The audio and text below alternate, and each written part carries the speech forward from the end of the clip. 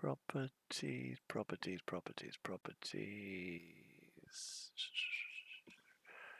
Okie dokie. Right, good afternoon, good evening, good whatever you may be. And welcome to Denmark in Euro Truck Simulator 2 with our ride, Elixir. We're now going to be going up to pick up a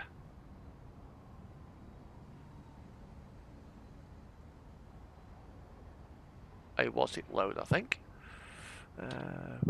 Cancel that navigation. And we're going to try and get a job to go down towards Berlin.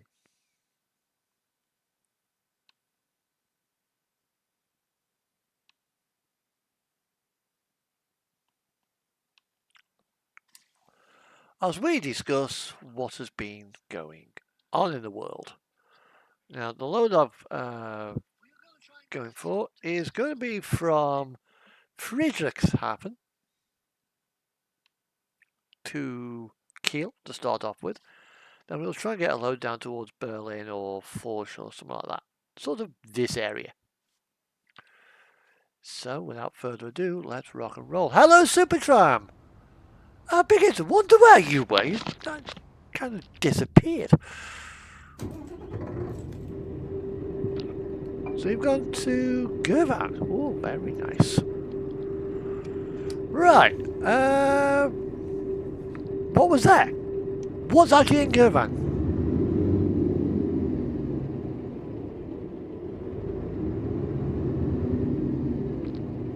Anything good? As we just manoeuvre out of here.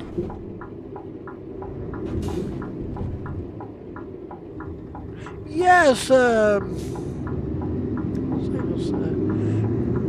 get a little bit concerned. It seems like you've not turned up, like. Okay.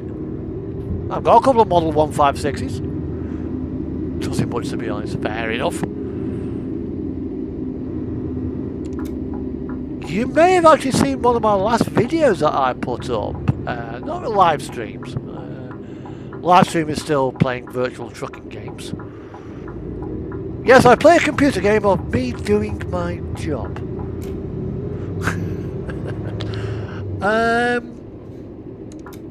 I took a trip to the Foxfield Steam Railway.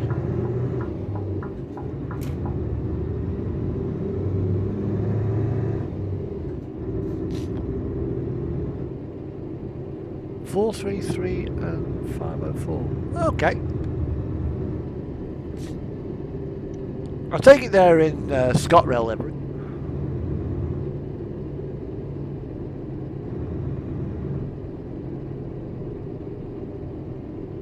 One of the things I do like to do is when I get a model,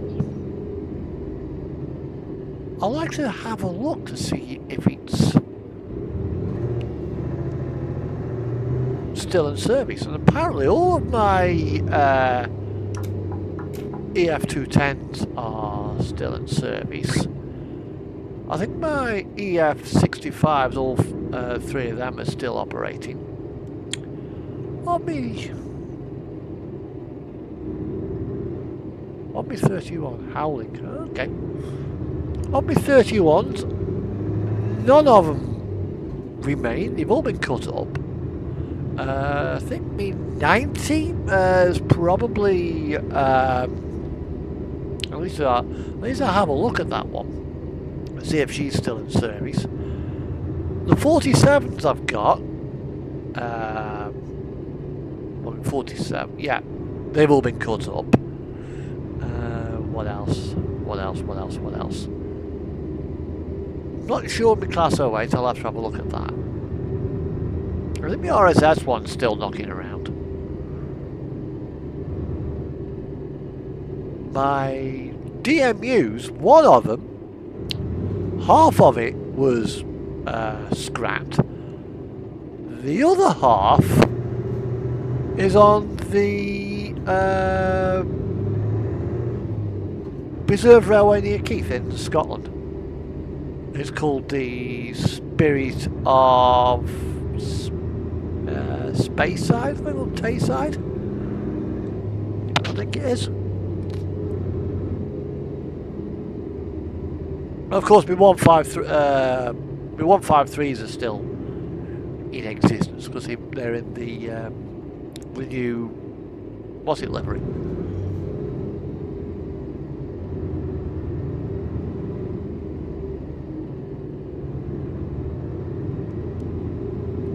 I think 37, I think that's been scrapped as well.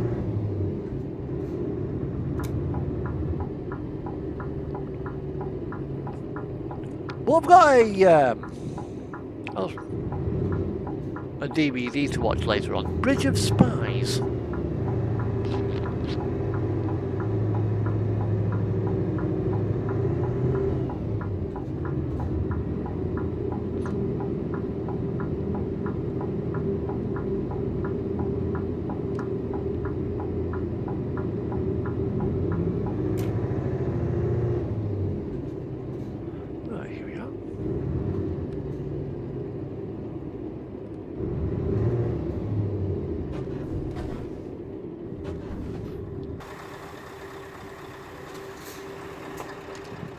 Now, Friday I was delivering around Liverpool.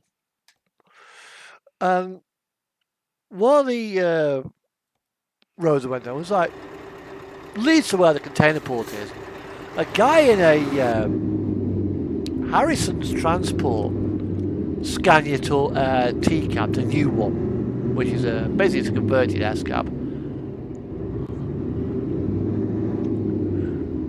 He made me smile. I'm looking at his truck like, I thought, yeah, I like that. Oh, the line was shut because of signal faults. Oh dear, what a shame. I got the window open with my truck like. I thought, yeah, that sounds nice. I just hear that truck in front. Clink! I know what's coming now. And just, at the end, he just hit the open pipes.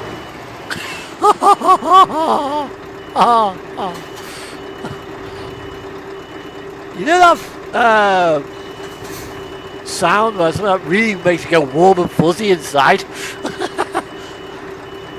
That was our Scania.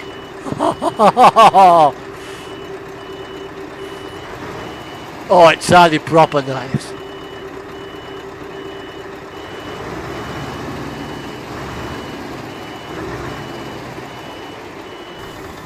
Wait. So now we load our container. Yeah. It's like, yeah. Clink! Oh, lovely. Go admit, I do like the sound of an open pipe V8.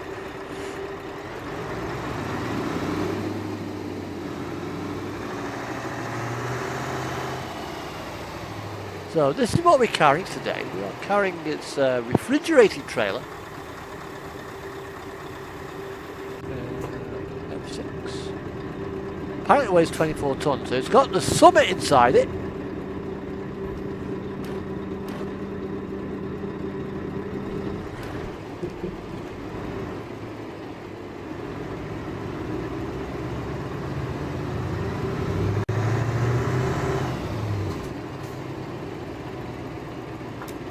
I mean, this engine is a little bit too high revving. Still nice though.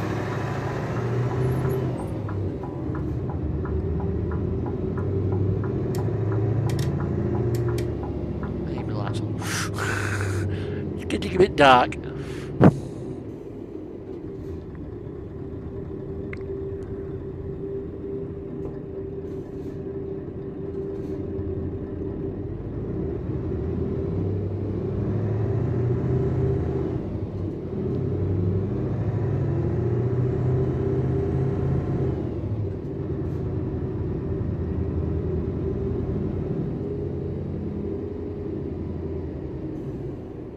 Hello, life. How you doing, bud? I'm going to be trying to get down towards Berlin.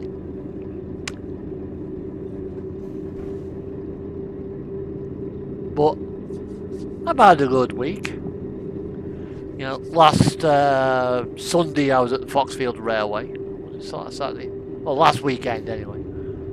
I've had a nice working week. But unfortunately,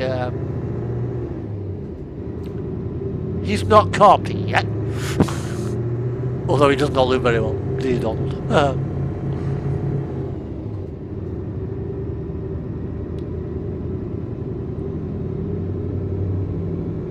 But coming back yesterday, the M6 was an absolute fucking dog egg. It took me 2 hours to get from Liverpool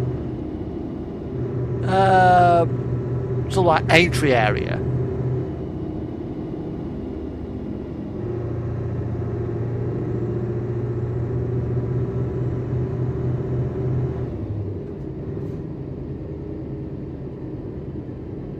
Where are you going?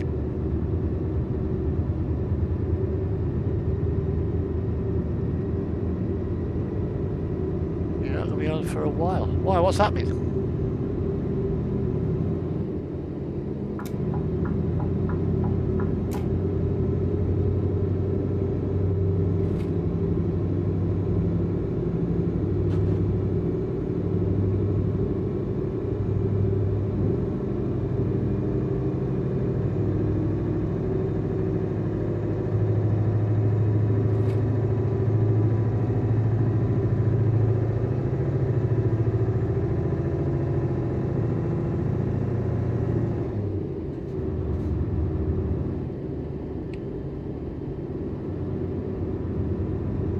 We've gone to work a few weekends, and it's your shift pattern has thrown you a curveball.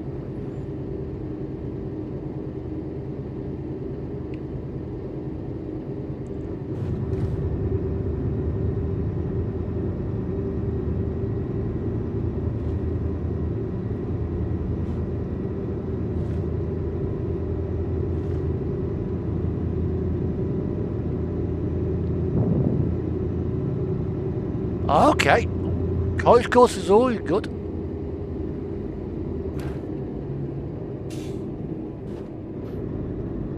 Wow, what's going on here? Oh dear, that's not very good. Oh right, okay.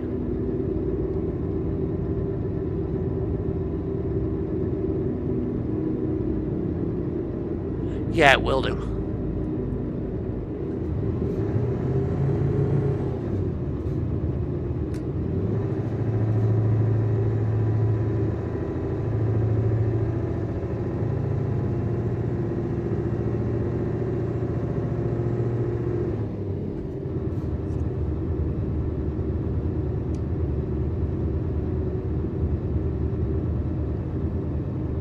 Birmingham's a lovely city when it's in your rearview mirror.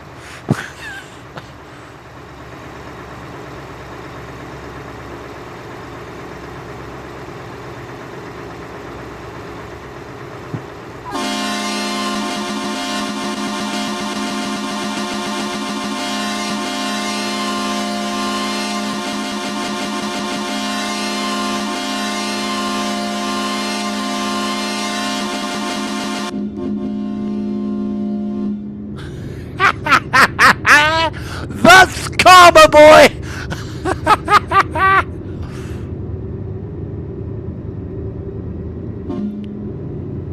Yeah, it's a lovely city in your rear view mirror.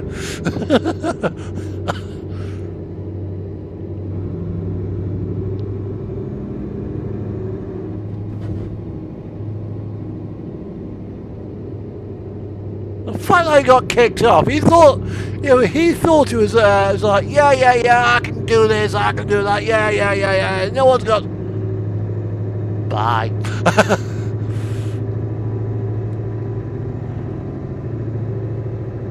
Oh dear, how sad. Never mind.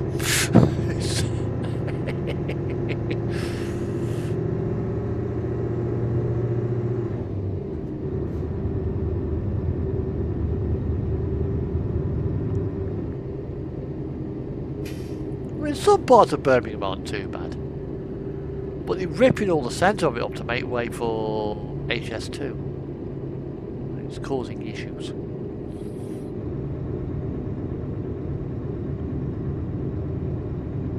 Oh yeah, but some Republican guy in America, I'm afraid to walk down the streets of Washington DC in case I get mugged and what have you. Really? Washington has got, DC has got a lower crime rate than Liverpool. For fuck's sake. Don't come to Liverpool. You'll be, you know. I was driving around Liverpool yesterday and I felt completely safe. Oh yeah, they will be.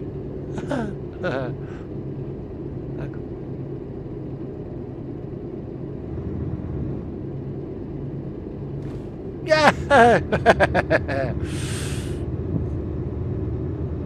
I'm glad it's worked out well for you.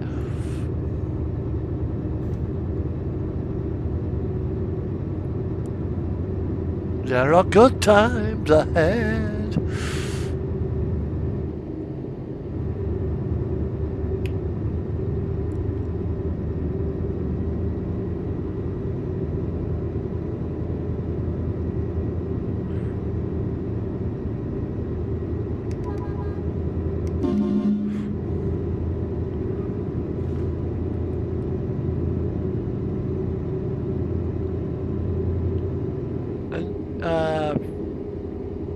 Next Friday, I'm hoping to go up to Birkenhead for the Model Railway at Birkenhead Model Railway Society, and I'll be taking a hopefully, if it arrives, I'll be taking a Metcalfe kit to build whilst I'm there.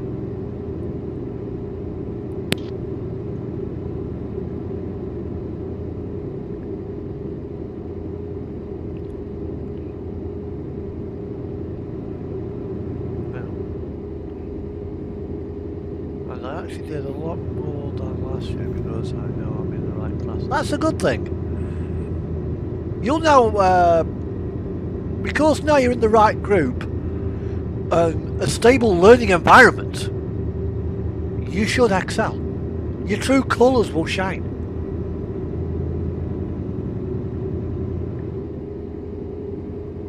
And also, oh yeah, this Scania that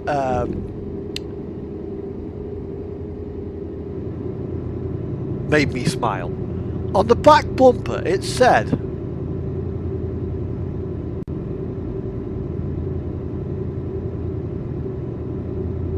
don't try and book anywhere they are full. Huh? It said autism is not a disability, it's a different ability. He's probably right. And that made me think of you.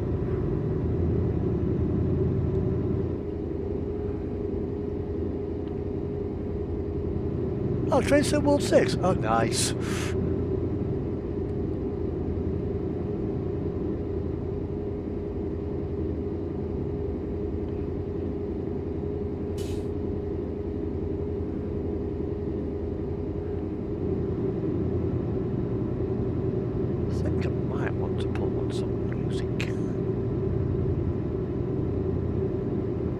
The thing is, I've just got pumped up kicks in Anglo-Saxon on my stereo at the moment.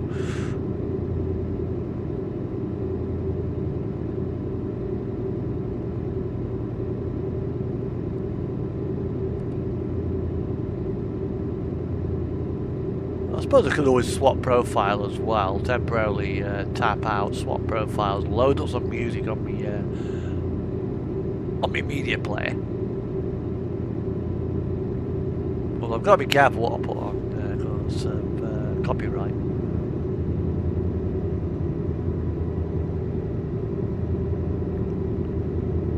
However, we'll...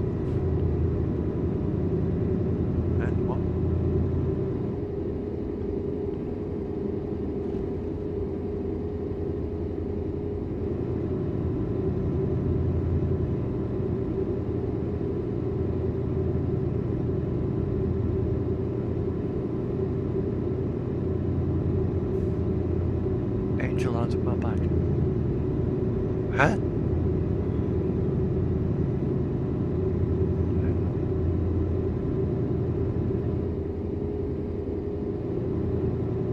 Banger, man.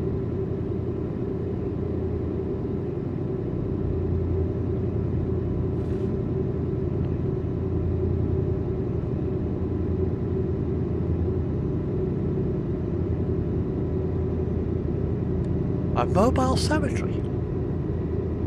That's a new one.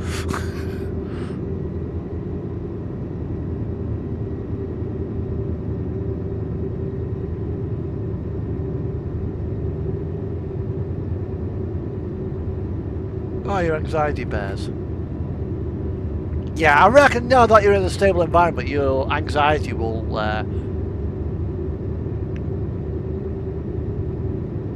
it'll drop, which is a good thing. Anxiety attacks are never fun.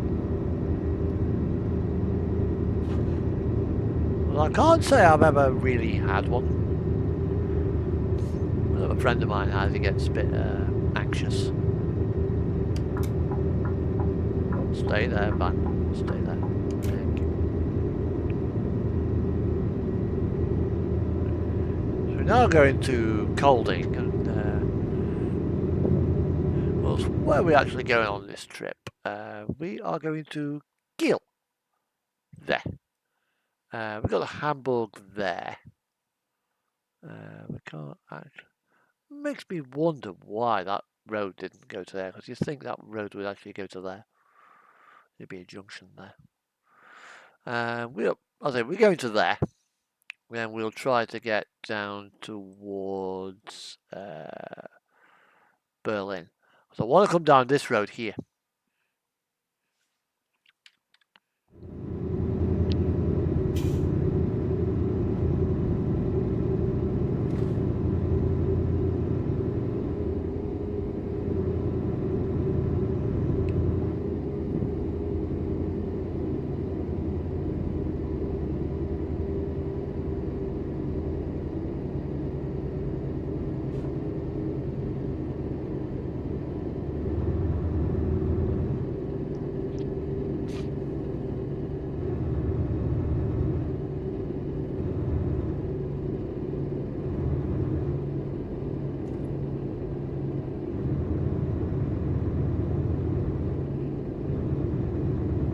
Yeah, I mean, November is a bad month for me.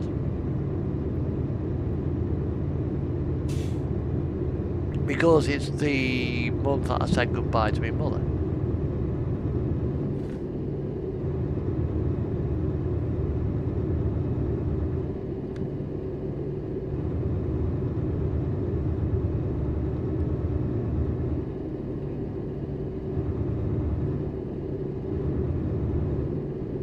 Valentine's Day was the day that I said goodbye to my grandfather.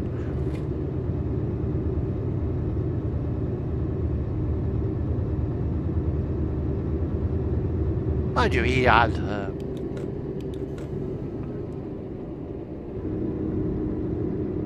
when my granddad parked up, he wasn't exactly low mileage.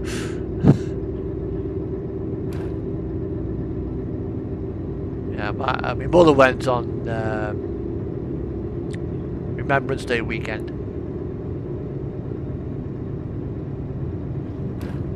That just makes it even worse. You know, they're holding me in silence and reminds you of the troops who paid the ultimate sacrifice.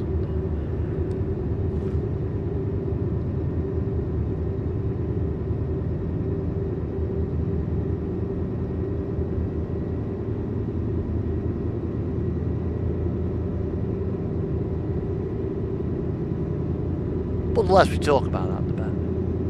Yeah, I came down. I was planning a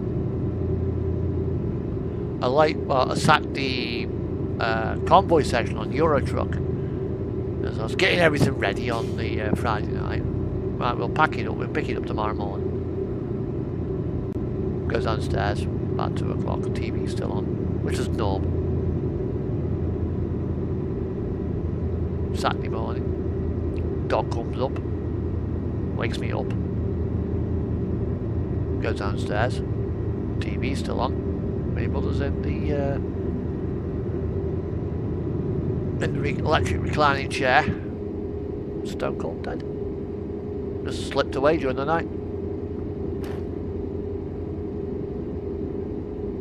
That was the odd bit. The other bit was telling me mother.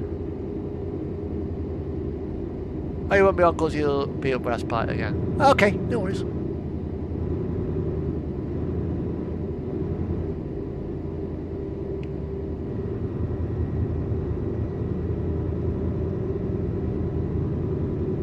Then I was in 2022, 2023, approaching the end of May bank holiday. I fell off my truck and breaks my hip. Then in August 23, my little dog died.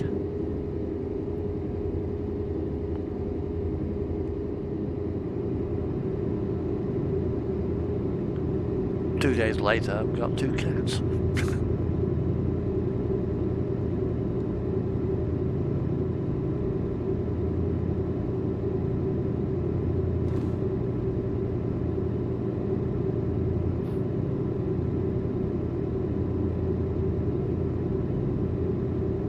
Well, I'm in Germany now. Yay! Guten Tag!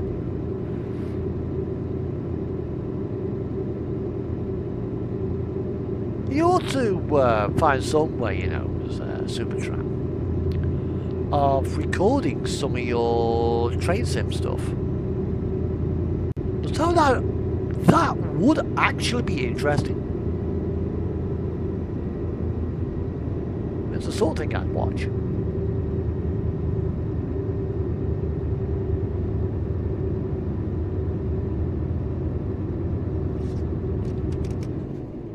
Well,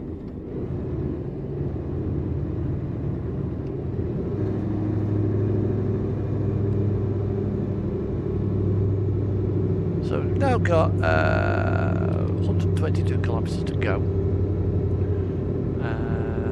Oh shit! Where's diesel fuel? I'm about to go in the fucking red.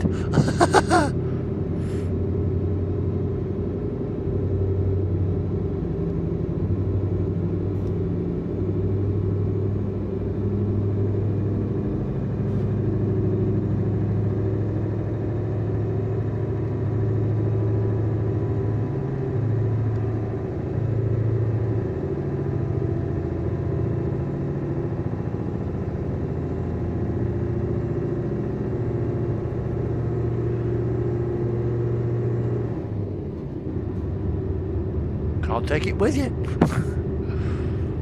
And yeah, I do spend a lot of money on Euro Truck. There's 2 more DLCs on the horizon. No, 3 more, maybe 4 DLCs on the horizon. Coaches, Ford pack, Dodge pack for American Truck Sim, Iceland, Norway, well, Northern Scandinavia, and a couple of US states. So yeah, there's about 100 quid worth of DLCs coming my way. I will actually get the coaches and the Ford pack. But when I go free roaming, I can just drive around in a Ford Raptor or something like that in ATS. Just go for a walk. Just chill out, go for a drive. Oh yeah.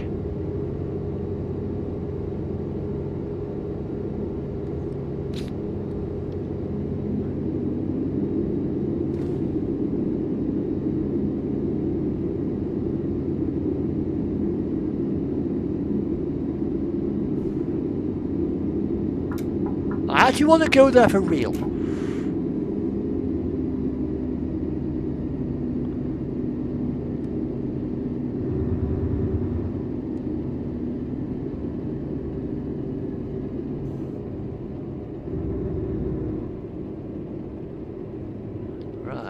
Yes, tell me where. Yeah, there's fuel there. And, there we are.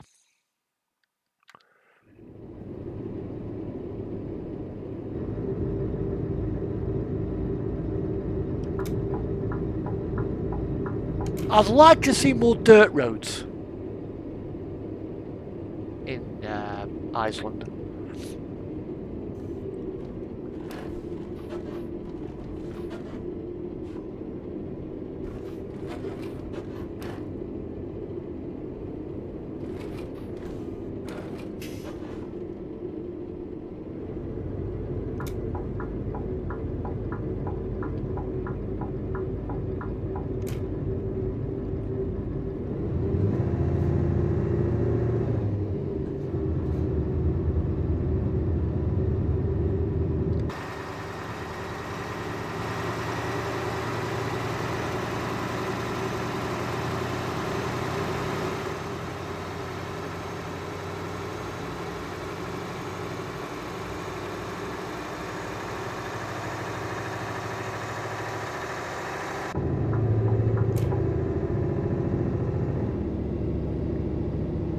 I'd also like to see what they do to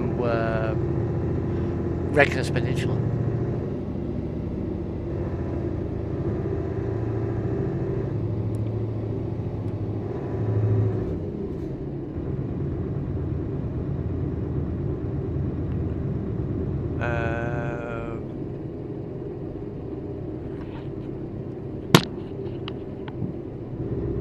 Well, I'm going off at 10th.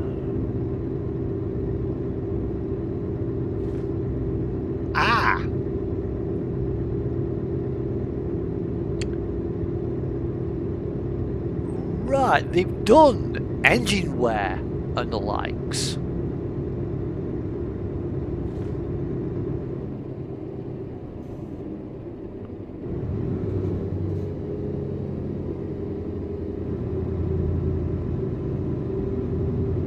It might have something to do with that. I mean, how many thousand miles have you done in it without replacing any parts?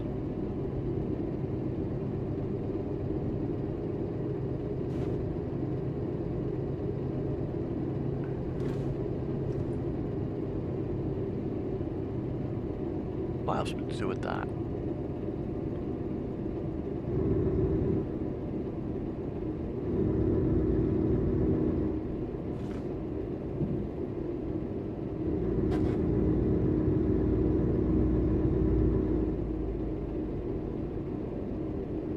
Brand new truck.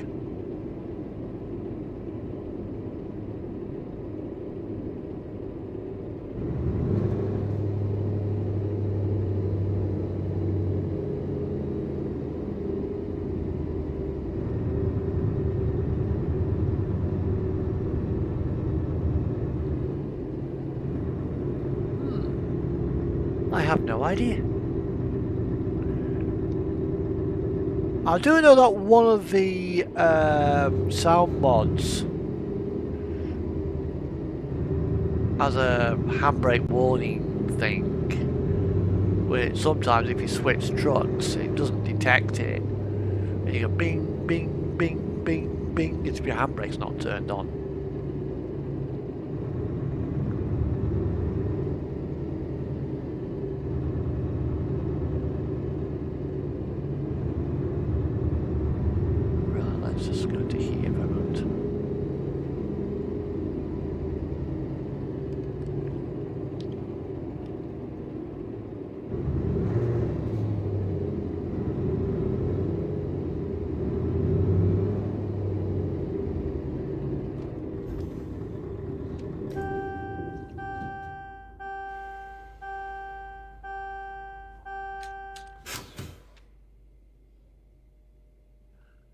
Might have something to do with that.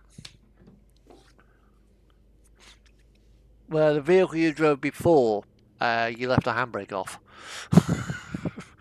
So you can find out what vehicle that was, jump in, turn the handbrake on, turn the handbrake off, turn the handbrake on. Swap back vehicles. it might reset it.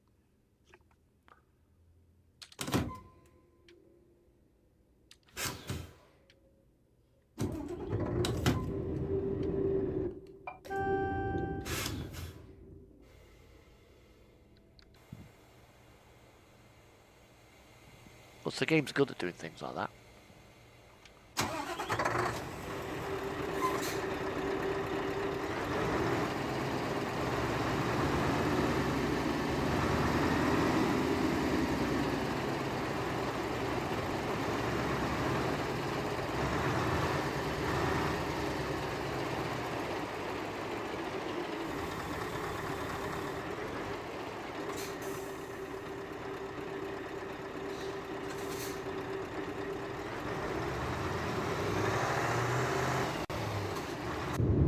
Right, so we're now going to make our way to our final destination in the town of Kiel.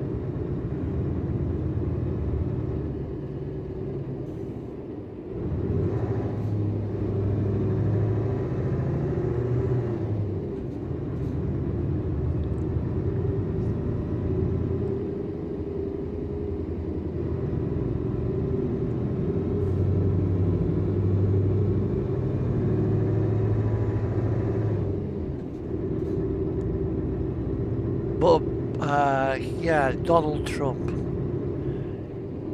He's not long for this world. We went missing in action for about 3 or 4 days. He's just been, a photograph has been shown of him getting onto a plane. And he looks empty.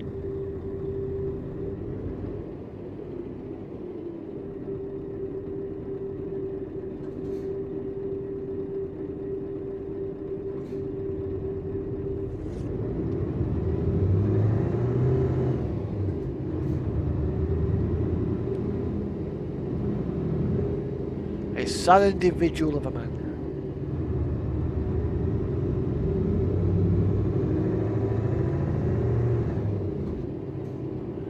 So we might have JD Vance soon.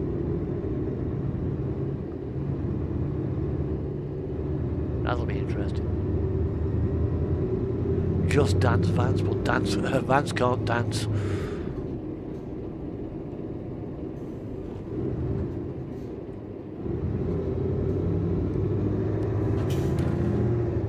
Sending emails out, help me get to heaven.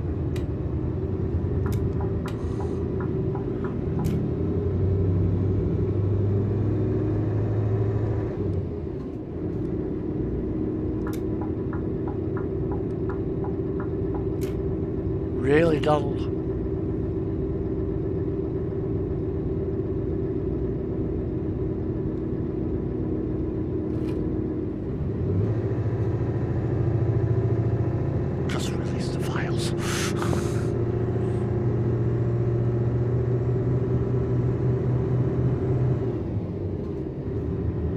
I was watching a YouTube video, and it was about the Allied Corridor. You got Checkpoint Alpha, Checkpoint Bravo, Checkpoint Charlie. There was actually a Checkpoint Delta. And that was to the north west. It led to, I think it was Potsdam, I think it was. And it was where the Russians had their diplomatic quarter in Germany. And it mentioned a film called Bridge of Spies, which was filmed on the Glarnica Bridge, around that area. I goes to the market today to get myself some, in the hope to actually get some fish, but it was like, fucking closed. All the butchers and all the fresh meat places are shut. So I'm walking past and I see it's not like a CD place that sells all CDs and DVDs. What do I see? Bridge of Spies, the DVD. Look, fucking having that. £5. But apparently, you may have heard of the album Bridge of Spies by Pow. The title was actually inspired by that bridge, the Glenacha Bridge. So I'll be watching that.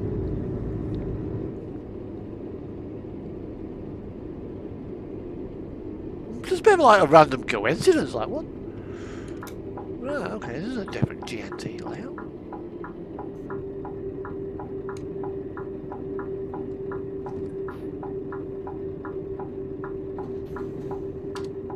Right, okay, we'll dump ourselves there for now.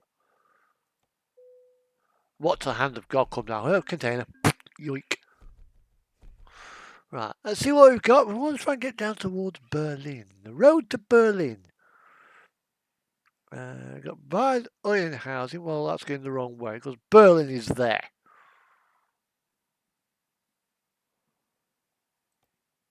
We got Opel in Poland. That's going the wrong way. Albag in Poland.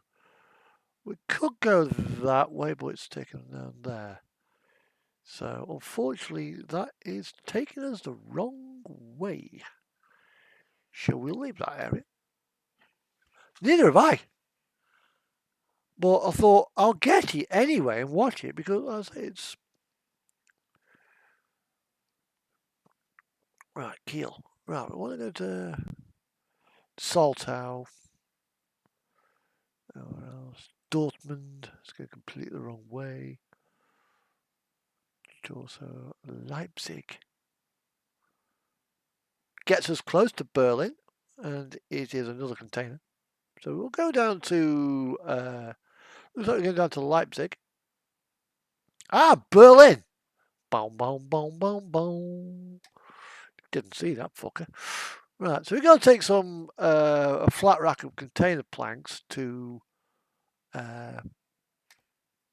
Berlin.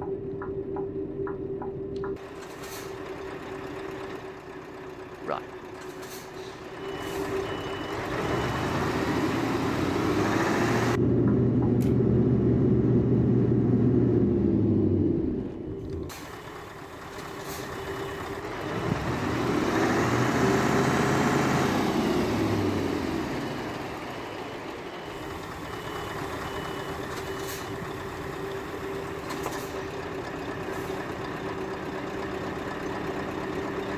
Well, it'd be the sort of film that I would like, because I did actually enjoy watching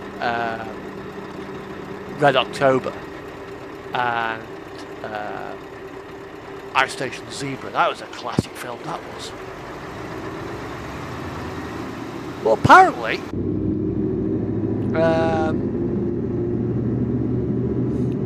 there was an incident called the Victor incident, or the Holy Lock incident. Back in the 1970s, I think it was, where, as you know, we got the Navy base on the Clyde. Well, the Americans wanted to have an away base, let's call it, for their submarines. So they built a floating infrastructure setup near Dunoon in Holy Lock. Now, Holy Lock is particularly deep. You can fully submerge a submarine in Holy Lock and still have room above your sail. And the Russians had managed to persuade peace activists, your CND grannies and the likes, to give information of submarine movements to somebody in the area, and they did. And they found out that this particular American sub was coming out of refit and setting sail for patrol in the North Atlantic. So, knowing this, the Russians Moscow diverted a submarine to tail it. So it sailed from the North Atlantic into the Irish, northern end of the Irish Sea. And then it went into Holy Lock. This is where things get interesting and scary. The Victor remained fully submerged, and it sailed right up the loch, positioned itself in an area where it could then start tailing the submarine. It was 5 kilometres away from Glasgow. For a second. Let's go to Google Maps. Come on. Right.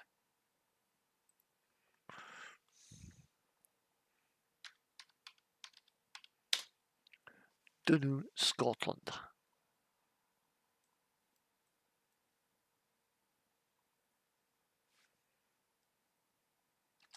Right. This is Scotland. That's Holy Loch. There. You got Greenock and Port of Glasgow here, and you've got Rosyth Naval Base somewhere in this area, or Faslane, which is where the Royal Navy stores its submarines. This Victor got to there.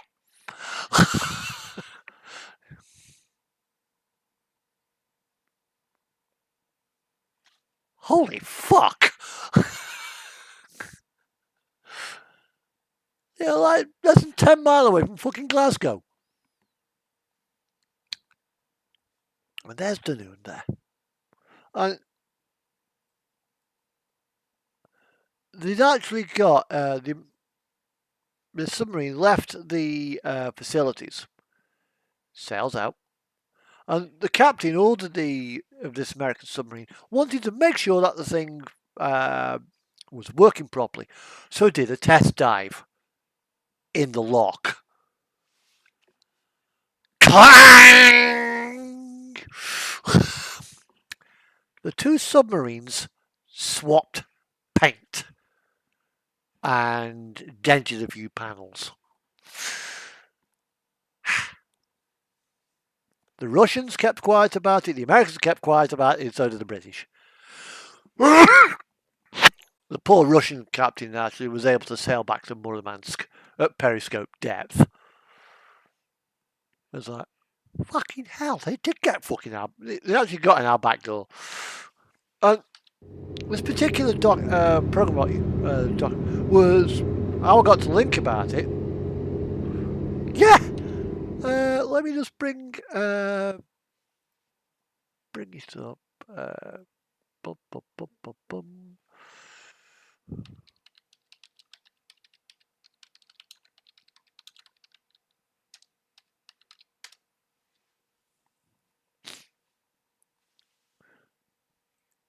Collided with the USS James Madison.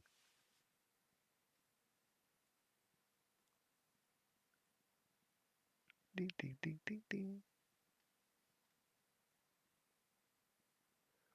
Yeah, it was a nuclear ballistic missile submarine. 1974.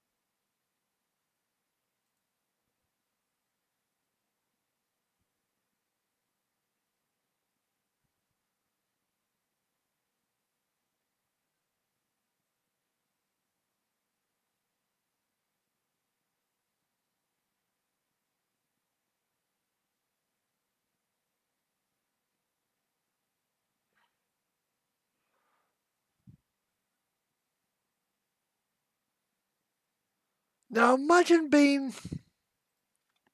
here,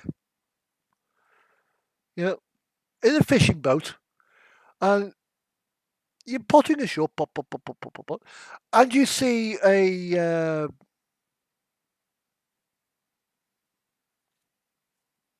American missile submarine surface. You're like, okay, fair enough. Bit dented. Then you see the Russian surface. Because it would have been, if you were stood even there, it would have been one hell of a sight. Russian bloody attack submarine. So like there. Now, it was about there, so measure distance to the entrance to the lock and international waters about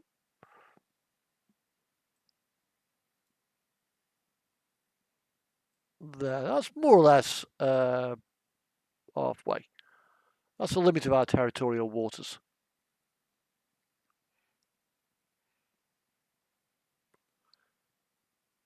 Yeah, I had to bloody Google it first, like, I think, sure that cop fucking was. I was like, fuck.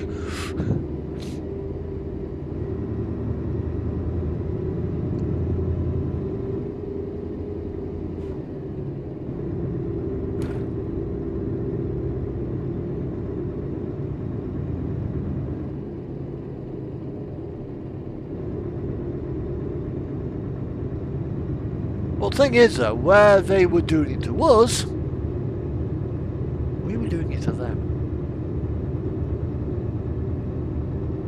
I mean, there's a bit of an unwritten code. Thou shalt not violate the other's territorial waters.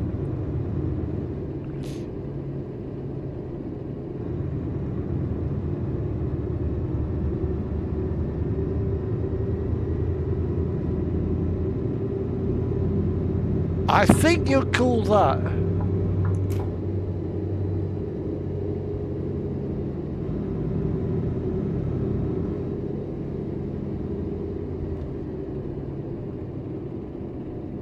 I mean, by rights,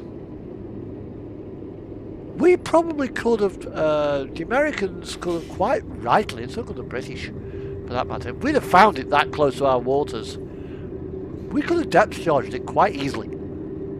Quite legally. I mean, we could have torpedoed it.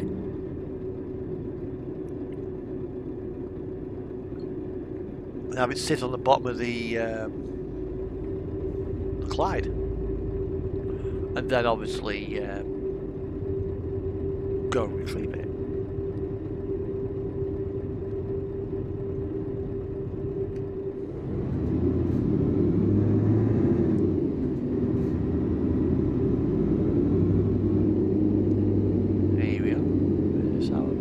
Yeah, it looks like car falls.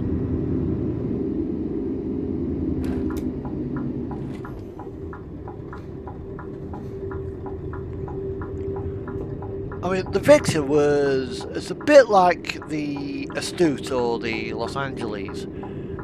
It's not a missile boat, it's designed to hunt. It's a hunt-to-killer boat.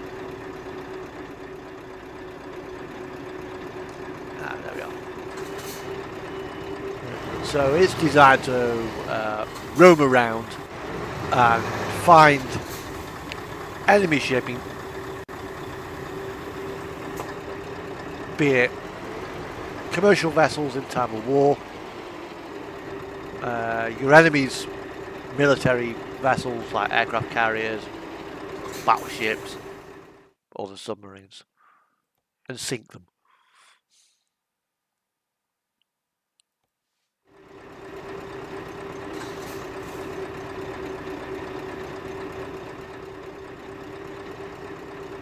That's got to be better. So right, I've got to do a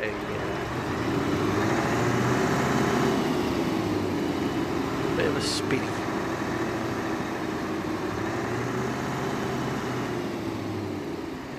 I've got to pull out of it, then do a to get down there.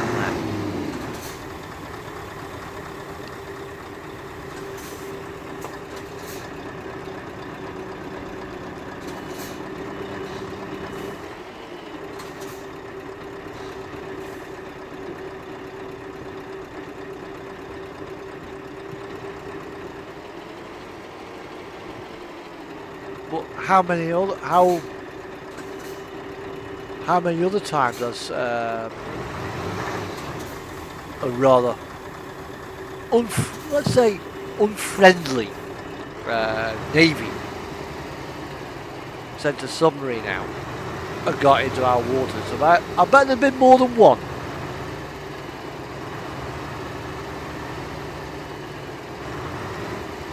You know, when you're lurking around Portsmouth and Plymouth. There's been more than one.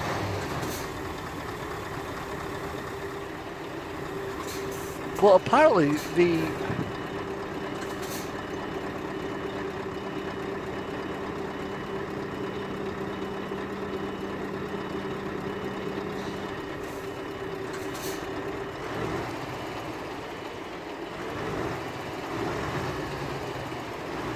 I think we're more risk averse, let's say. Not soft, just risk averse.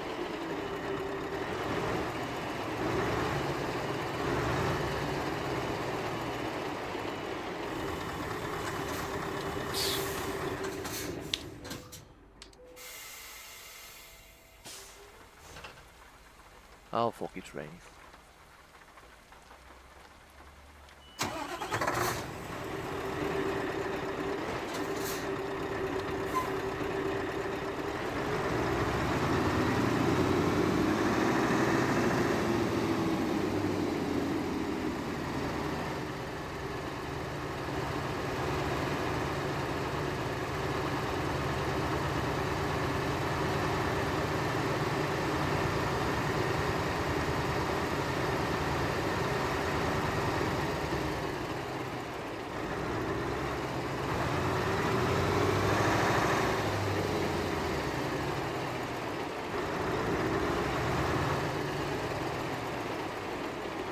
Right. We'll quickly go to here for a second. And we mark out, because we want to go down Autobahn 2. So we want to go down here.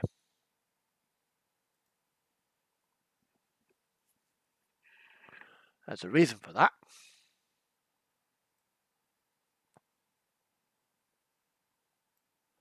There we go.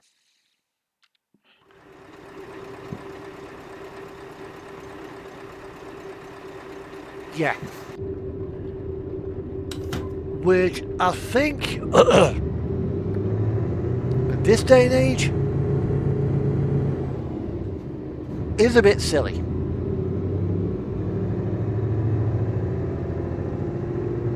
Yes, I know, I did jump a red light there.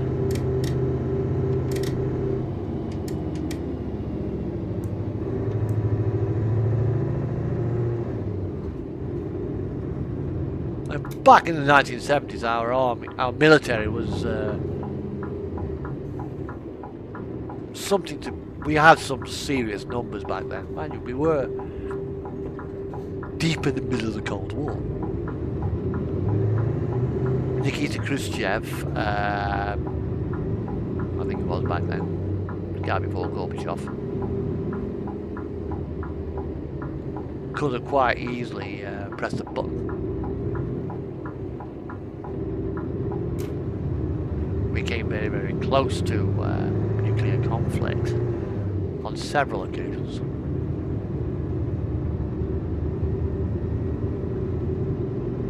But yeah,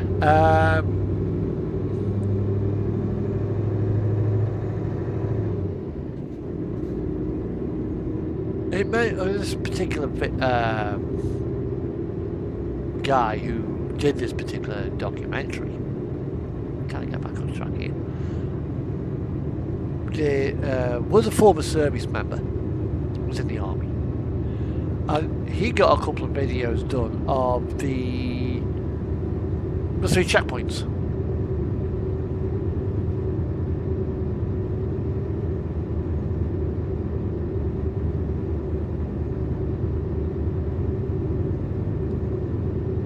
It was quite interesting, and that's where I found out about the Bridge of Spies video.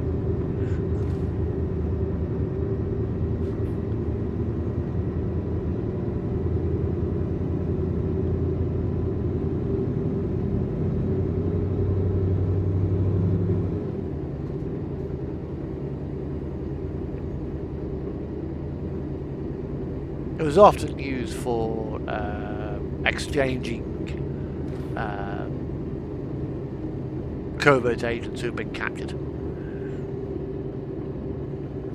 Hence its name, British Spies.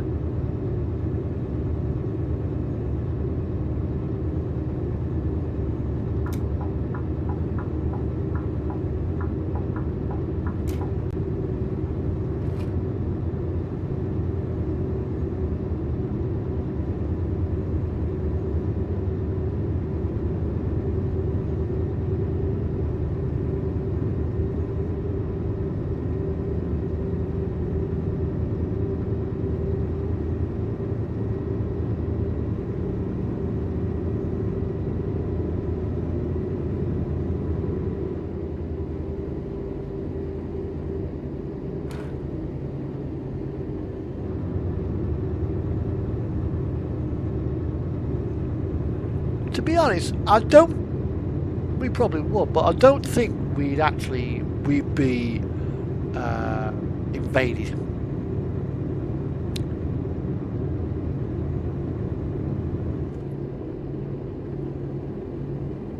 At least not straight away.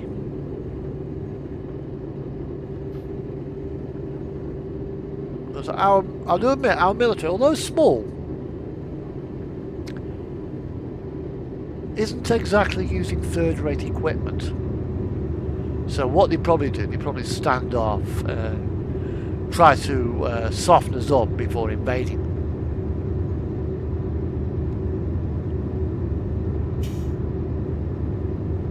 But we've got all of Europe in the way.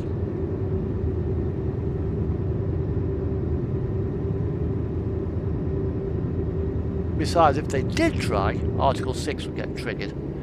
And even without the United States, the European military and our allies are still quite a formidable force.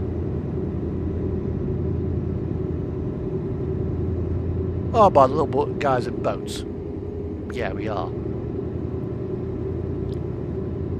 That's for a different video.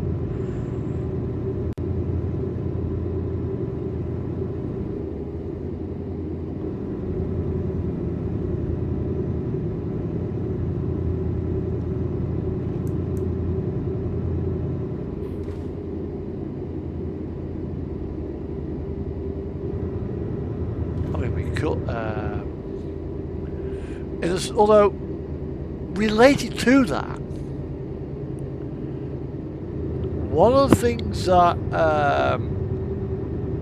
happened during the Second World War is a submarine left occupied Europe, maybe from La Rochelle. It was a long-range sub, and the Germans needed good weather prediction. They knew what the weather was like on the eastern half of the Atlantic, but they needed weather for the western half of the Atlantic, where the convoys were forming up and leaving. So they actually dispatched a team Canada. Wasn't a big team, it was only about 8 or 9 people. In the middle of the Second World War, we got German troops on Canadian soil.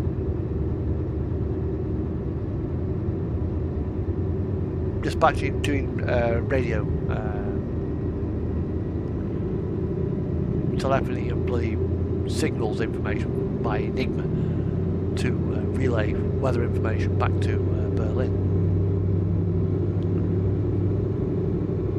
It's on one of the small islands up the coast between Canada and Greenland, and they were put ashore by submarine. In fact, one of the key roles of some of the smaller submarines was to put covert operatives ashore and retrieve them in small rubber boats.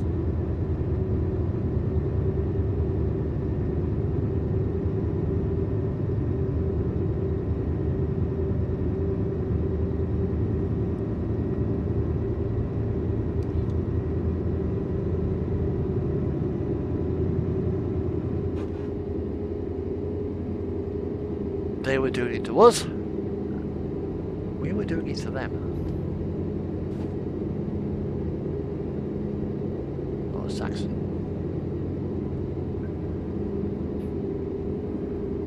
And it was a submarine that also dispatched the fella. I can't remember his name. In Operation Mincemeat.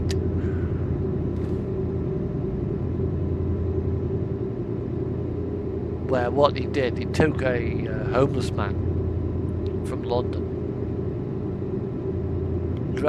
shaved him, cleaned him up, gave him a haircut, gave him love letters from a make-believe girlfriend,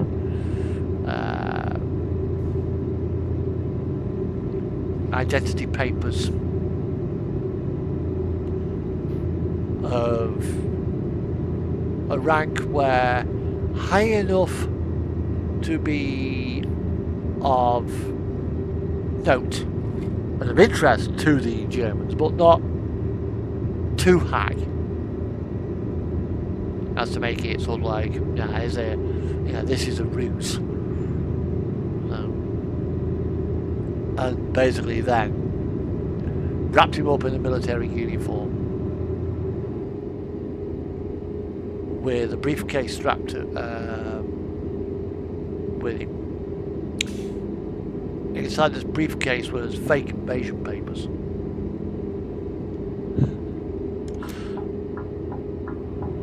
He tossed him adrift in the Bay of Biscay from a submarine and let it drift ashore. The Spanish picked him up, took the body to Madrid, case, read the invasion papers, let the Germans see the said invasion papers before returning the entire contents back to the British Embassy in Madrid. And the documents had a seal on them so that when they got returned to them, they'd know if the Germans had read them, and they had. The Germans swallowed the cookie whole. Yeah.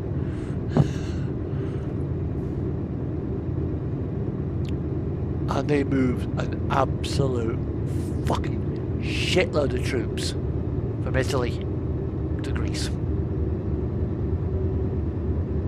1,000 kilometers away from where they were before. We then invade Italy. Of course, when the time comes as D-Day,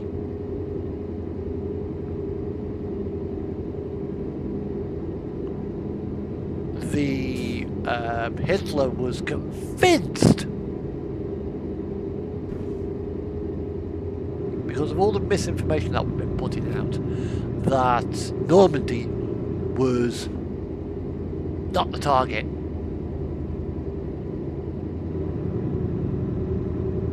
So he moves an absolute crapload of troops to another part of the coast. We then invade Normandy in June, I think it was, 1944. Oops.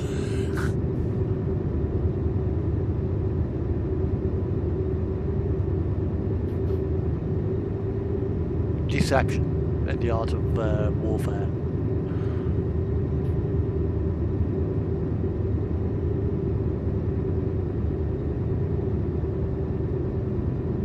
I mean, some of these videos that you see of drones blowing up Russian tanks and I mean, some of that footage may be old footage, but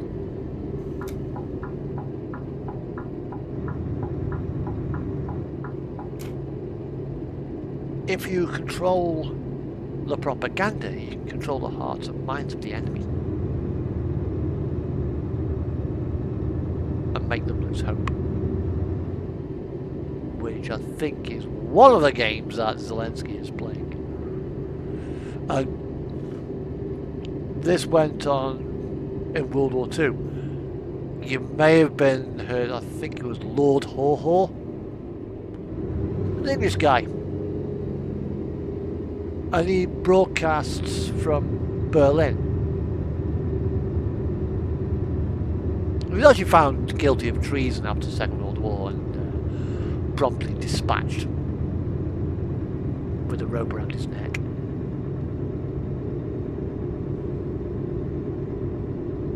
Well, again, we were doing the same to the Germans.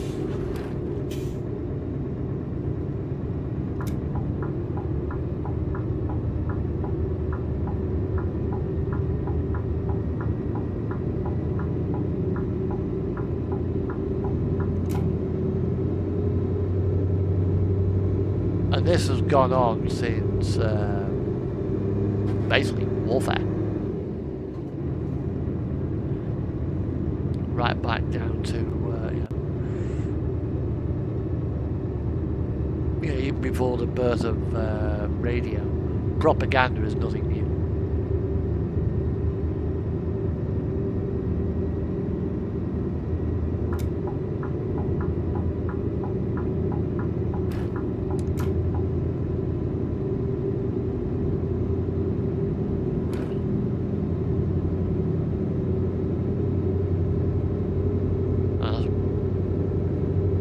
And it was going on even in the Gulf War.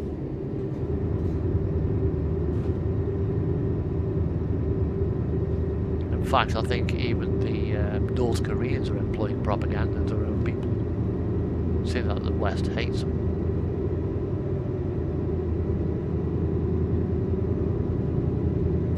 Aha. Right. Let's just pull into this. There's a rest area down here somewhere. We're 200 kilometers now away from Berlin. We are now approaching the border with East and West Germany.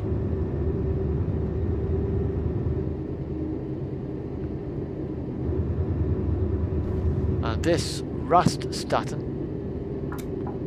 here formed the border with East and West Germany. That little building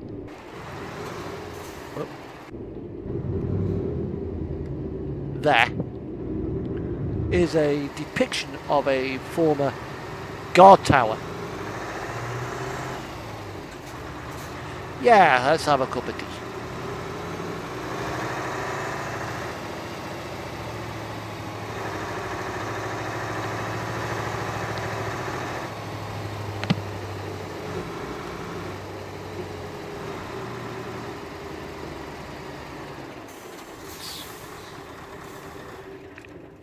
Cup of tea sounds like a damn good idea.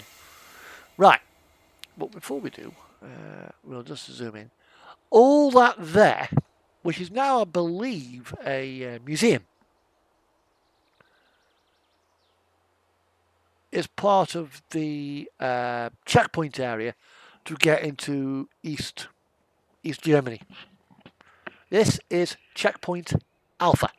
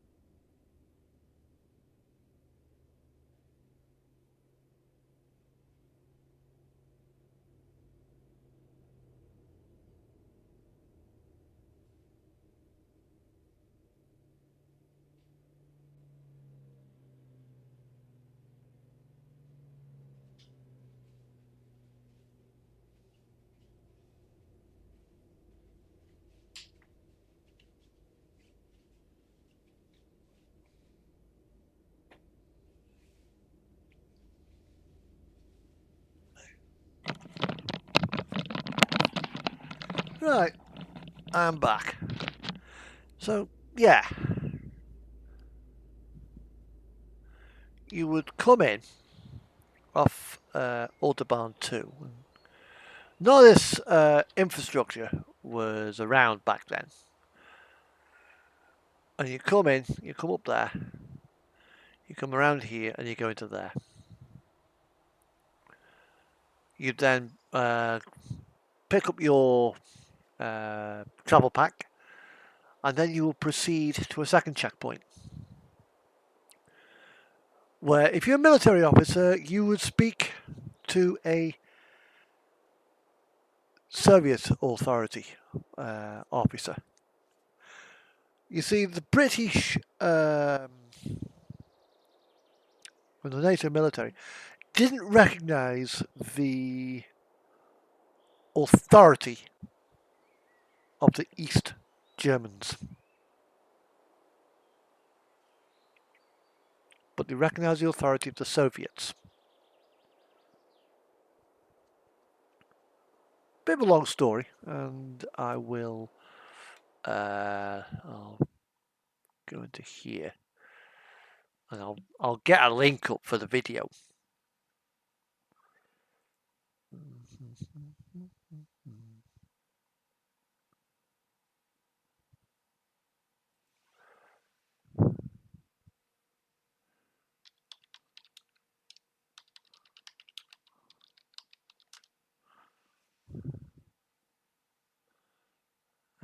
Here we are. Copy link.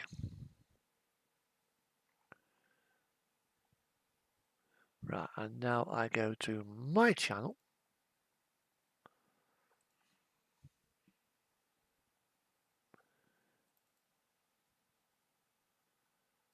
Copy. Right, okay, and I'll copy the link here. No, I want B.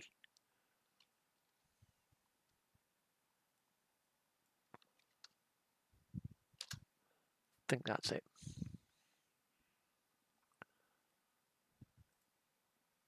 Yeah, Destination Berlin, that's the one. If you watch that, it tells you basically all the entry procedures. So what we're doing now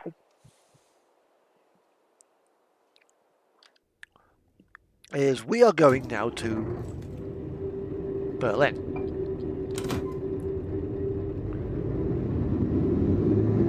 So we've got our papers signed. We've spoken to the Soviet officer, and he's allowed letters into East Germany. This is the only way you could go between East and West, between basically West Berlin and West Germany. There was only one authorised, dedicated land corridor.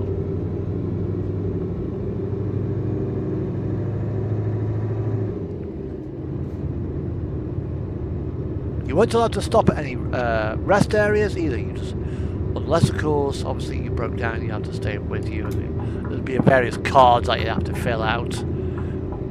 DRC, RMP will come looking for you if you didn't make it through. You had 5 hours to get through.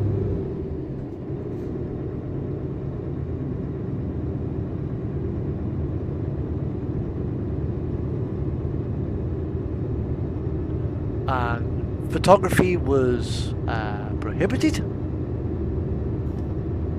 no dash cams back then. There were no dash cams back then. You certainly couldn't pull out your Praktica or your Canon or whatever and take a few photos. At least, not overtly. It got done, undoubtedly.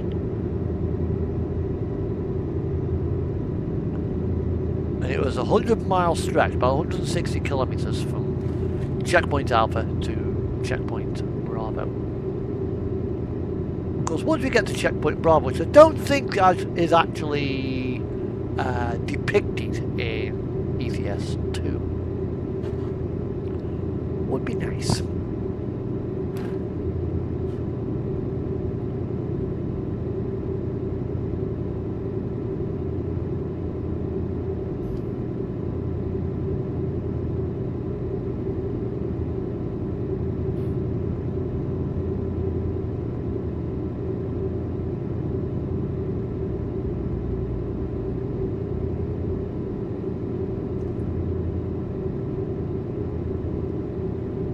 Obviously, when you get to East Germany, the East Germany to West Berlin border, you go to Checkpoint Bravo, and it's the same procedure. I'm a Chinese.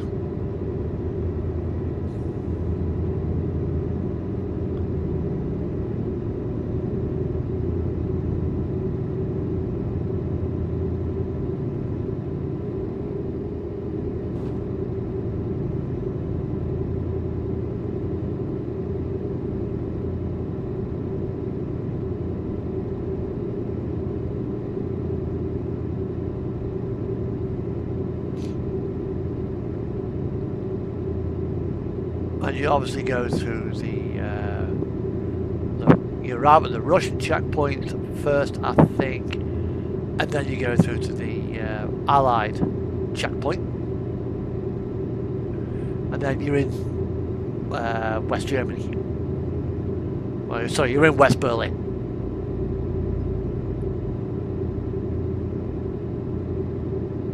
This went on until the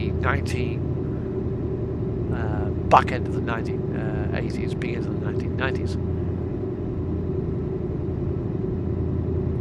So here we got another rest stand there.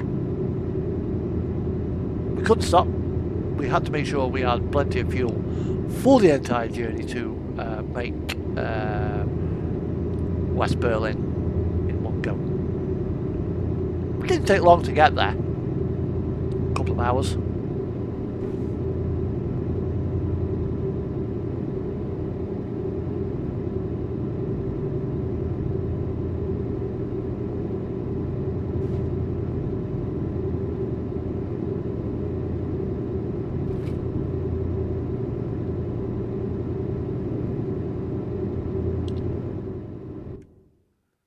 Now, where we were just gone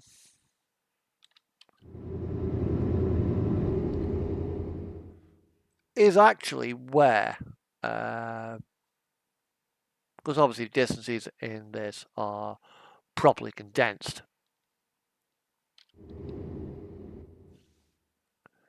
Because you got that one there. Around about here is Checkpoint Bravo, which I think is probably meant to be depicted here.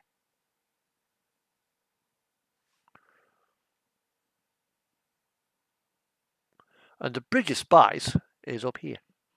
And Checkpoint Charlie is just south of the Brandenburg Gate. It's about there. So we're now on the outskirts of Berlin, West Berlin, where in reality you could go straight through there, and that would take you to the centre of Berlin. The road actually carries on, bump, bump, bump, bump, bump, and will bring you out somewhere around here. But it doesn't look like they put any secret roads in.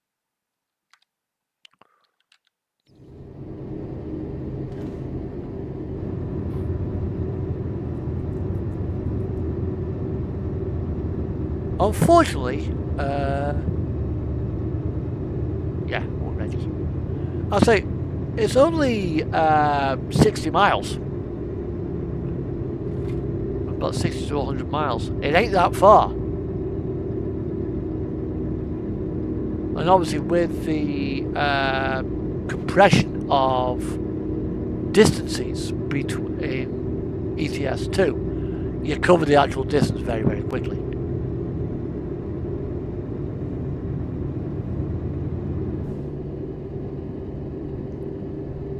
If I go to quickly pause for a second, I'll bring up Google Maps again.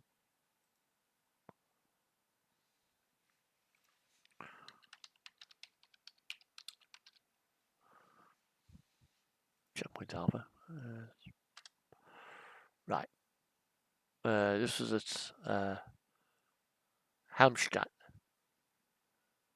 There.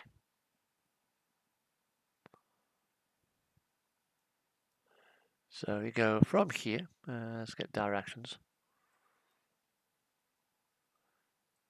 Yeah, that's the old rest area there. So we go from here.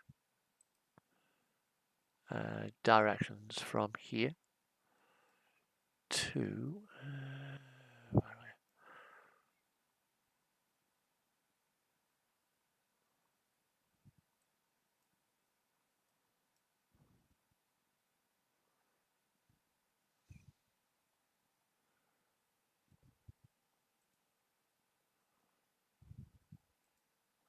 I like Checkpoint Bravo. So it takes 1 hour 30 minutes to go between the two.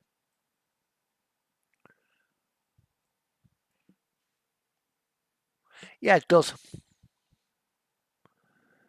So all the way down the junction, Autobahn 2 onto Autobahn 10, and then into where is it? It's Autobahn all the way.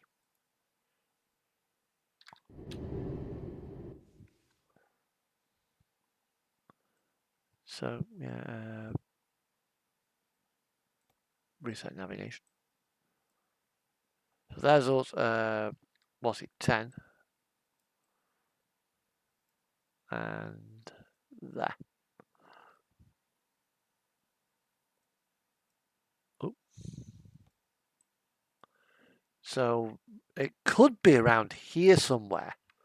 Looking at it.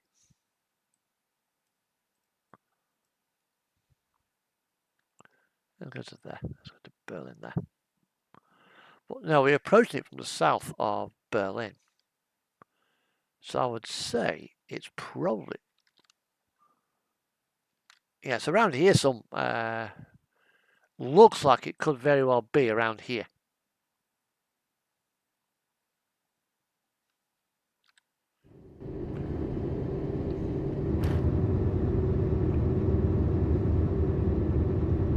That wasn't as what I thought it was. So unfortunately, Checkpoint Bravo doesn't look like it's in the game.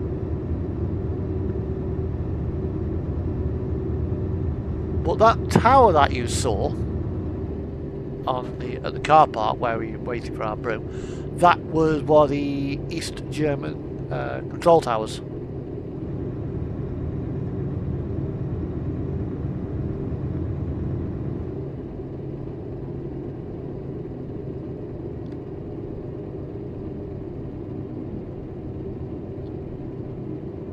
So we now come off the Autobahn. And we come into Berlin.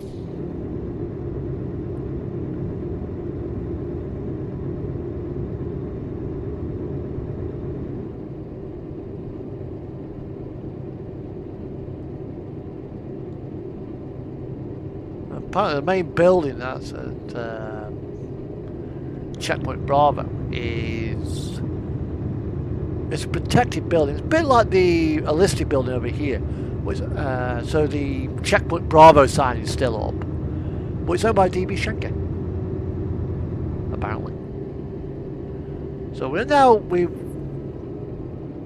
probably gone through Checkpoint Bravo on the way in here. So we're now actually in Berlin. We're in West Berlin.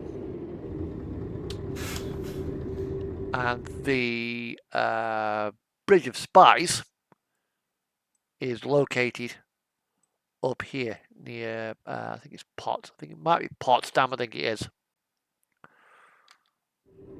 But that, unfortunately, I've not seen it in the game. It might be as a hidden road, which I do want to have a look for.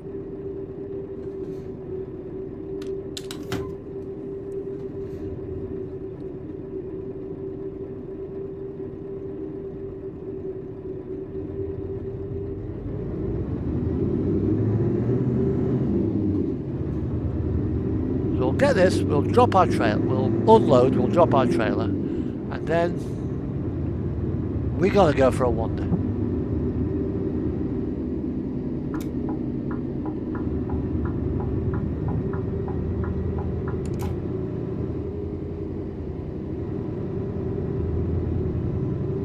Because it may be an Easter egg. I don't know, because I've never actually looked for it.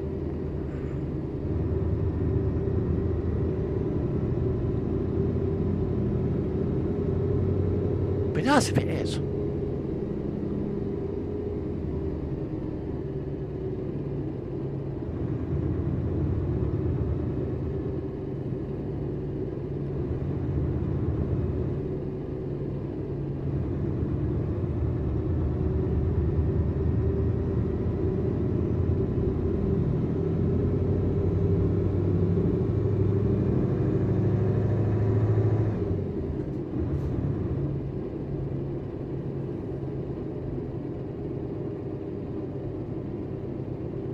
I will also as well link to the channel I was watching as well.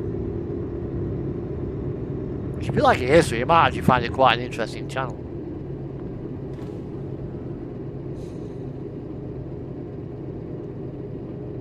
That's a railway bridge. And now we're approaching the Brandenburg Gate.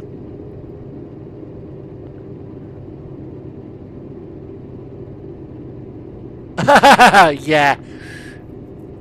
There's a lot of areas which I've yet to discover on this profile, a case of rediscover. Because I had a couple of corrupted profiles, so I had to clear all my profiles. I had to start again. But if you go to Berlin and you know where to look, you can trace the old wall.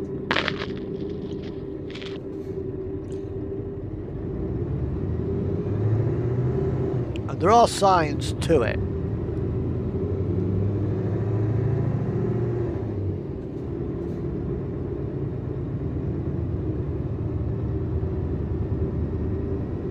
And I've got the Great Step as well on another profile. I've currently got my character there parked right up in Kazakhstan at the moment, so the next couple of gaming sessions I may begin to drive back to the UK.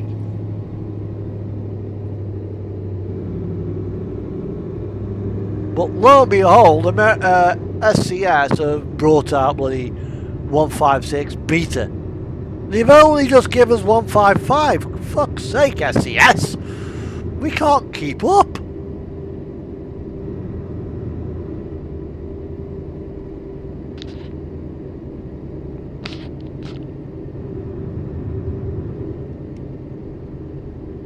That's the river.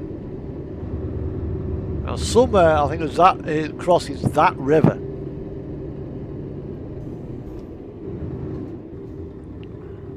But the Bridge of Spies, that is not the Bridge of Spies because it's the wrong type of bridge. And we're in the we're actually in the wrong area.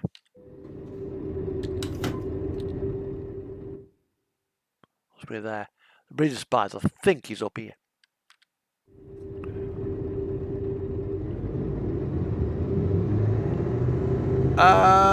To the Great Step? Yeah, there is.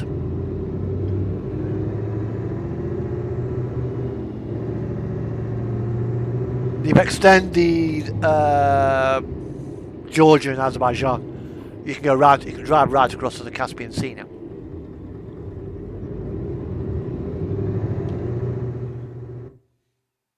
Now this profile hasn't got the Great Step on it.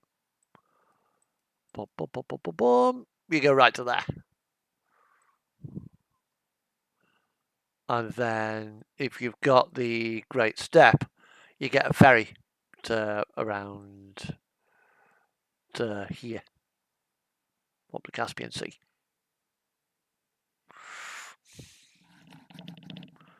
They haven't taken you into South Ossetia and Abkhazia yet.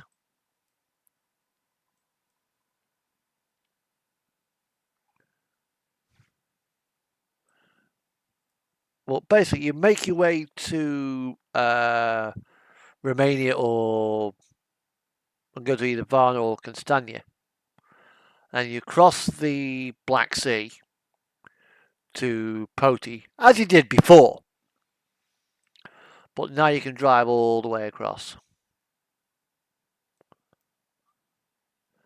And you can go down into Armenia there if you wanted, or you can go across to Azerbaijan.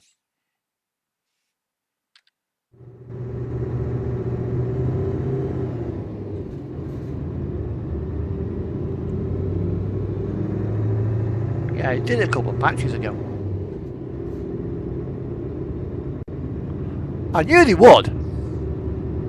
But it's just a case of like how long it was going to take them to do it.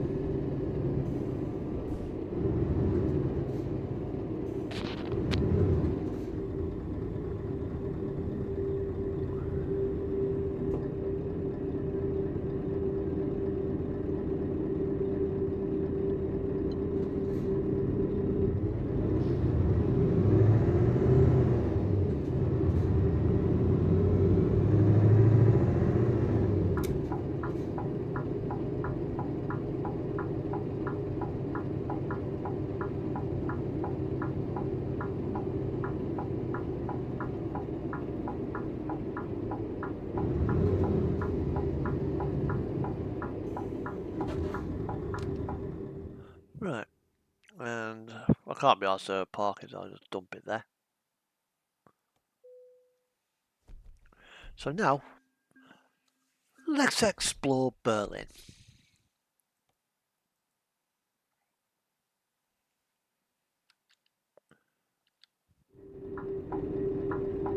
So we'll unhitch the trail, we'll leave it here for a bit.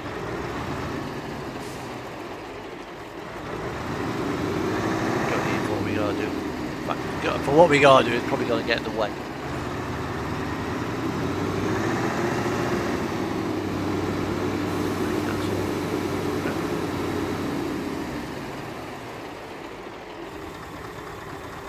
Right.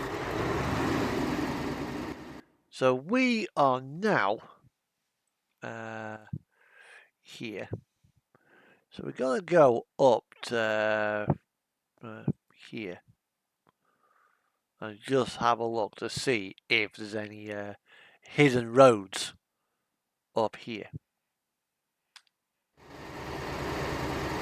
Let's have a look. If there is, all well and good. Well, we got that there. That doesn't look like it.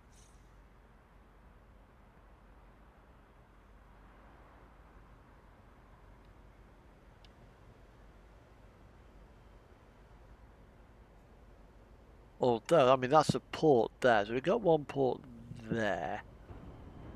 But there doesn't look to be any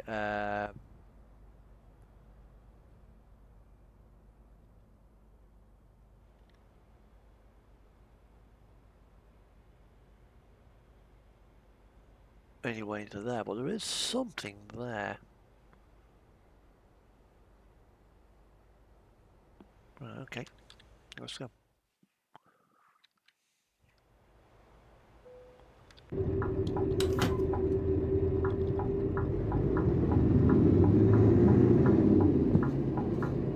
Right, we'll turn the traffic off for this.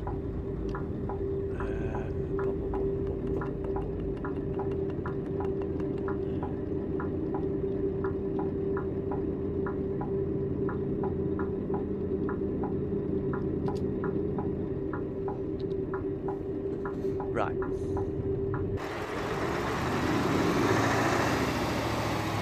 That will turn the traffic off, so we'll just... It takes us down here.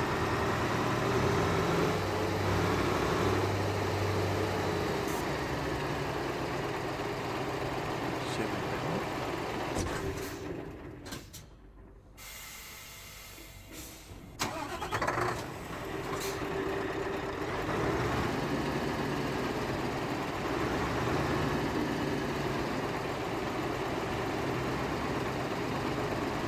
We got the port complex up there.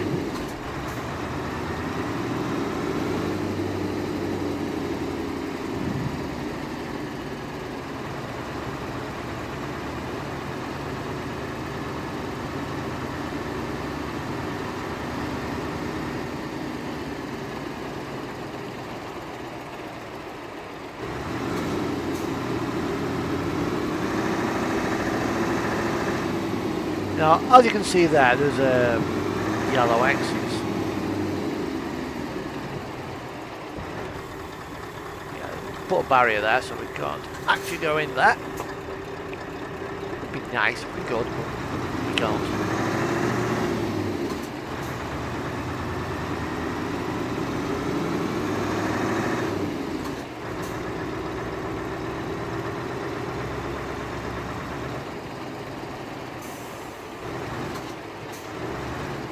The axis there, so it goes there.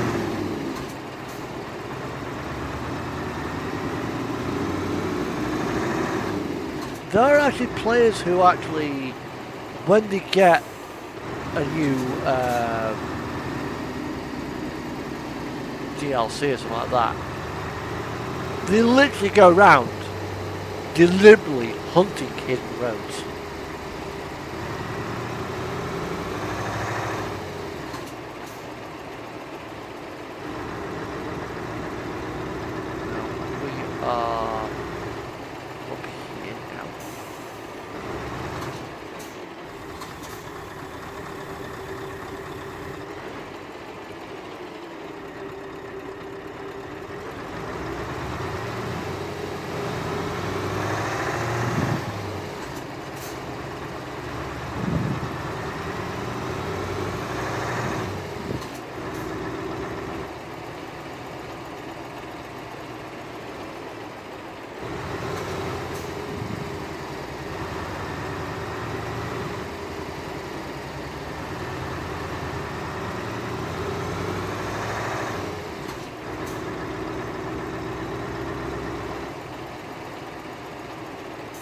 Nothing really round there that sticks out at me.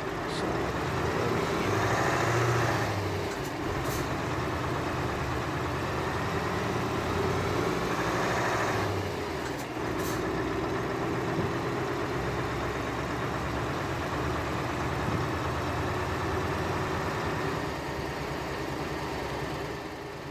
where are we trying to get to? What I'm actually looking for is I think it's a Glania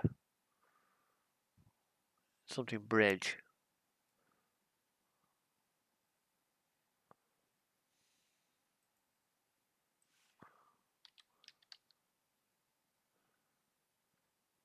Yeah, the Glanicky, what's it, bridge? There.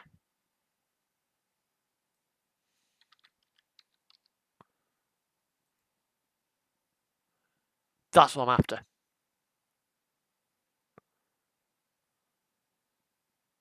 Actually, you know what?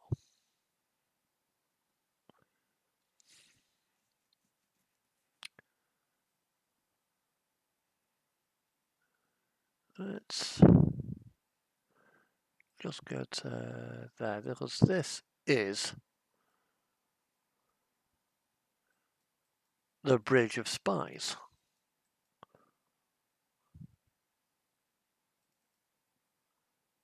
There. That's what we're after.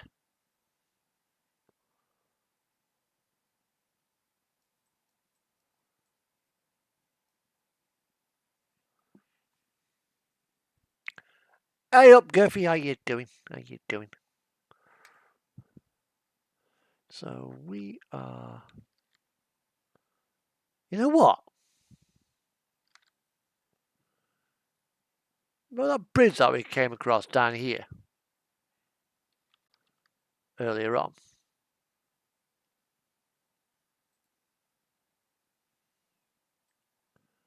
Well, we're basically up here.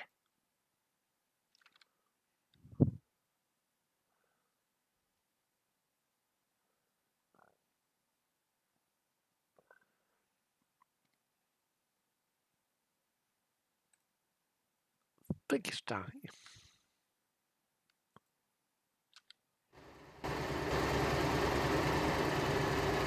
Yeah.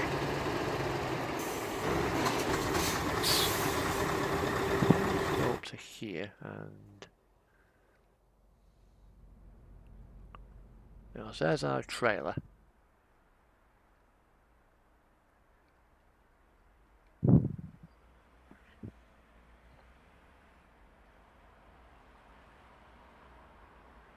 We may have actually come across it.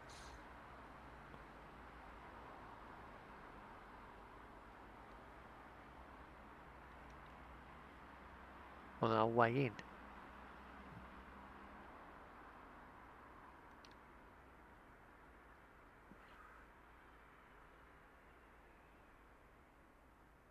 Stoke to Cheadle, the classic route.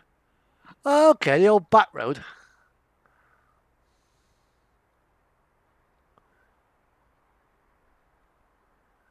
It's a nice little road, that is. There's the Froggle River. Right, I need to...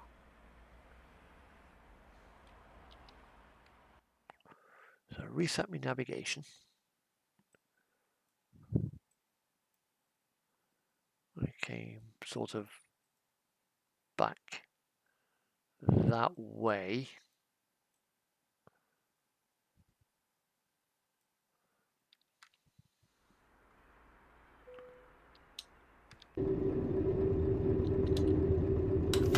So just yeah, if you wonder what we do,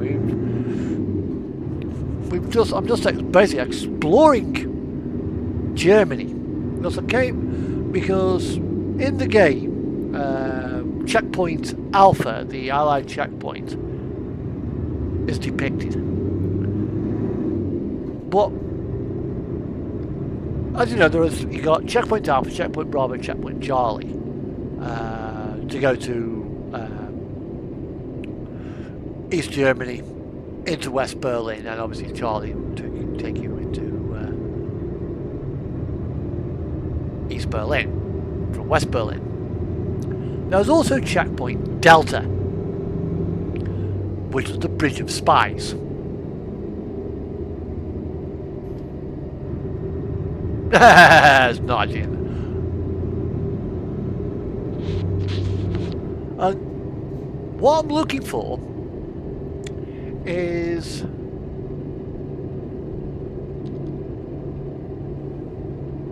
that road, that bridge.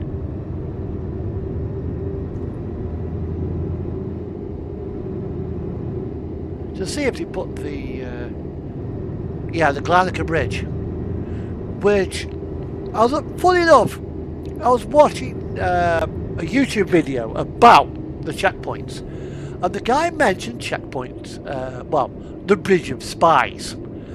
I go down the market today and to try and find myself some fish, fresh fish. I want to go fishmonger fish, couldn't find any. DVD store and CD store in the market. £5, Bridge of Spies.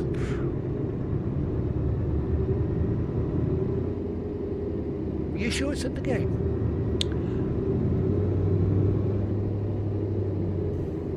Be nice if it is. I've not found checkpoint Charlie yet. I will look for that.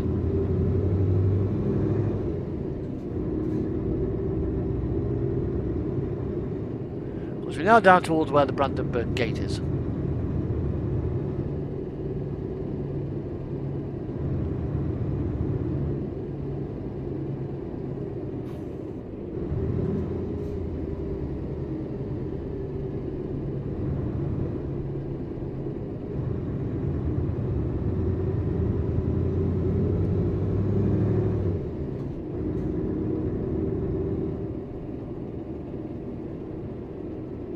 Yeah,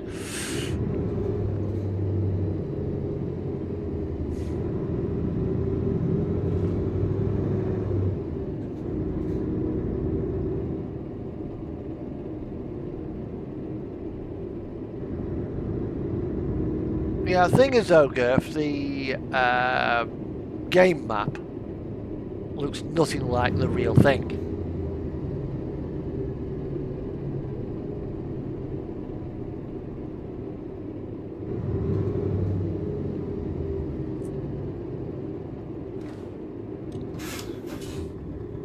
Right, okay, let's go to what's it?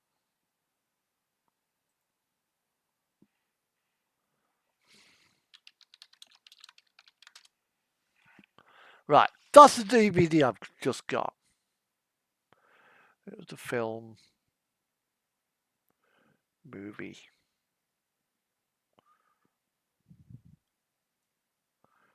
Bridge of Spies, Berlin. Right, it's a steel bridge between Potsdam and Berlin in Germany.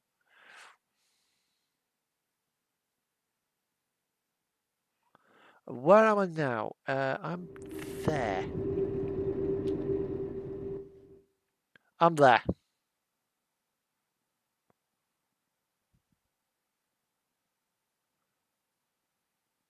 That's where we are at the moment. So if I go to maps, zoom out a bit. 2D. Well, for a start, oh, hang on. There we are. It's the northernmost one. Yeah, it's there. That's where we are. And unfortunately, it's orientated the wrong way, so I don't think it's actually in the game. I don't think that it wasn't there. Yeah, northernmost one, that river. So let's see where we are now. Let's go to there. Because you got Potsdam is there. Right, where's the Brandenburg Gate?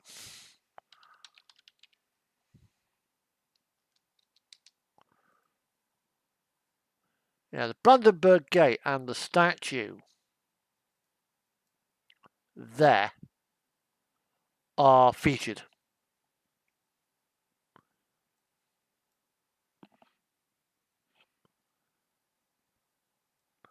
Well, unfortunately, the game map has absolutely nothing to do with absolute reality. Right, we hold it there. I'm going to take a leak and take my cup downstairs. I've been drinking coffee and we're back in a minute.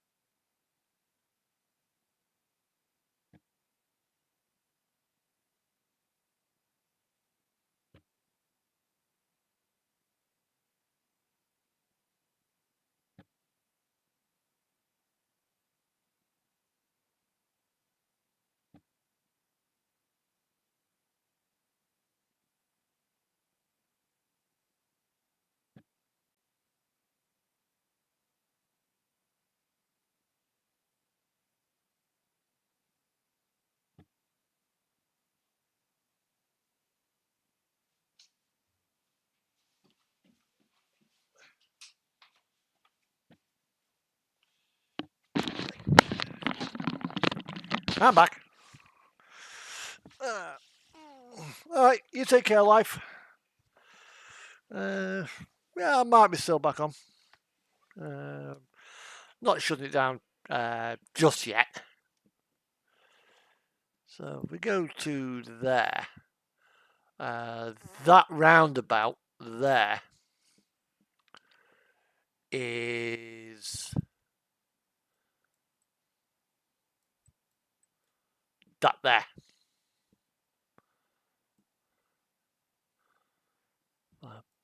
Bang it there. Spin round. Yeah, as you can see, that there is there.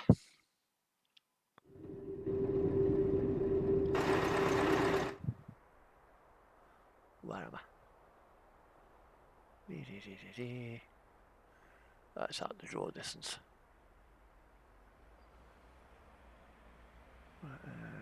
5.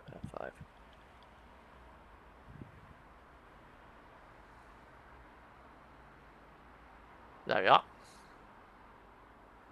So there's that, the statue there, and you got the Brandenburg Gate just there. Yeah, it is a bit.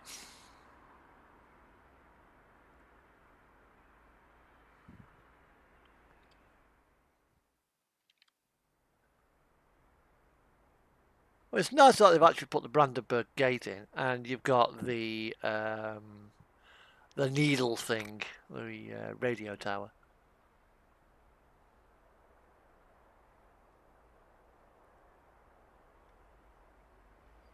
I mean, some of the things that you don't expect them to put in, they have put in.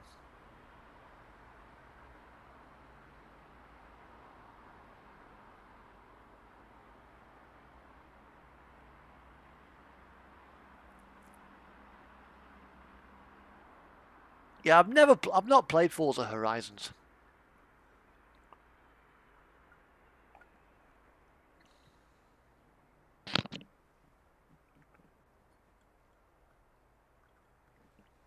I mean, if I go to so I think it's in Latvia, Daugavpils, I think it is. Resniki and Peskov. Yeah, here. Go to DUGAVPILS.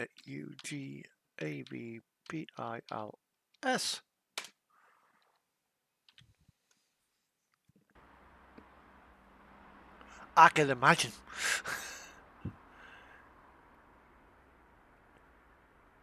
As you come out of this is Daugavpils in I think it's Latvia.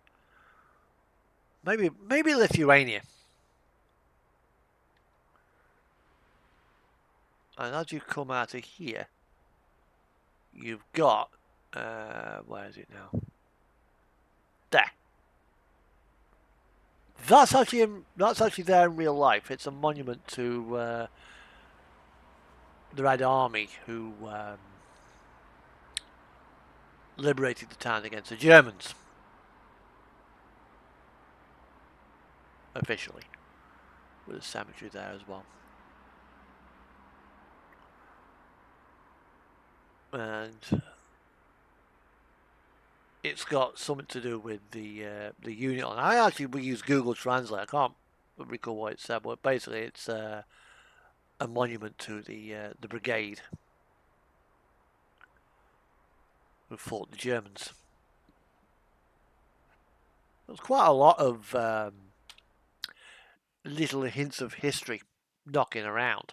You just have to know where to look. I mean, I'm playing with a map mod as well. We'll get the standard profile on in a minute as well. Where England in the game, base game, is nothing like this. Doesn't even have the M25 in. Yeah, full on in Lithuania.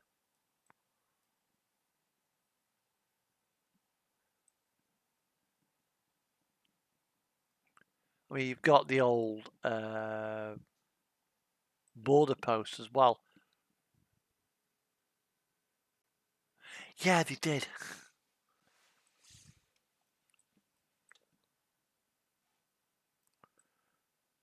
Apparently, there was one in East Germany which had a T-34 on. Now it's got some kind of pink bloody airport bloody baggage handling machine. Just paid because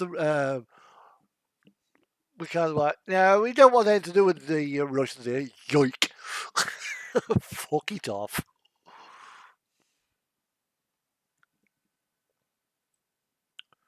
I'll sort of Belarus. A little bit of Ukraine in here. Lviv. There is another map mod that I can get, which basically fills all of Ukraine out. We've got Belarus, obviously Russia. Then you've also got the stands, Great Steppe. A little bit of Turkey there.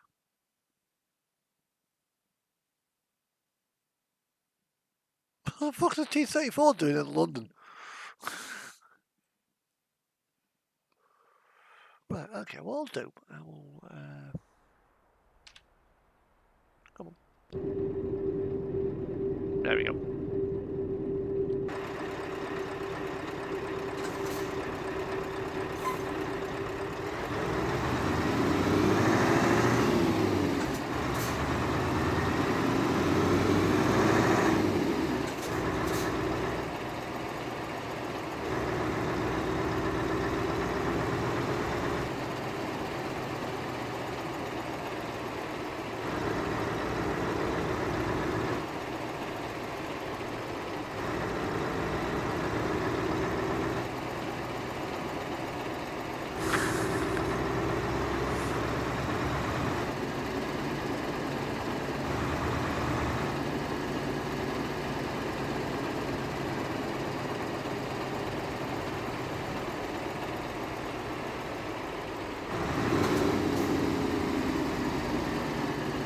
Our trailer.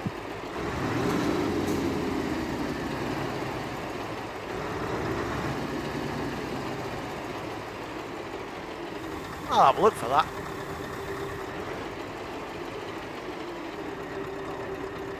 Actually, why not? I'll see what's coming out of here.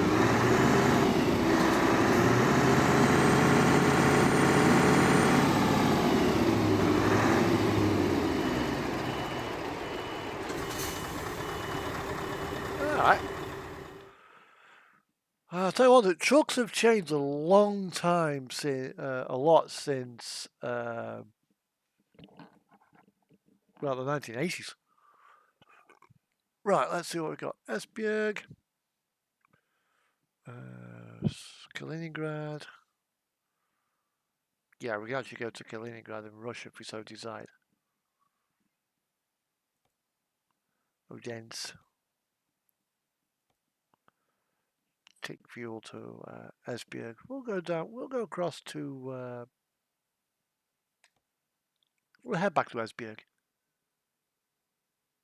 Okay, that's not a brand you see very often. Actually, Kazalin. We'll take some. I'll tell you what. We'll take some motor oil to Kazalin.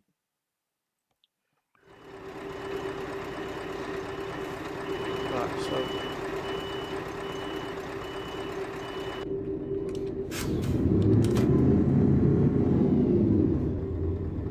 What's that? That's right. That's where we gotta go.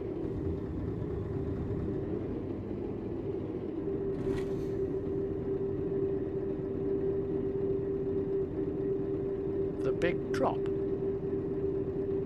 What the Oh God. Yeah, it's not fun.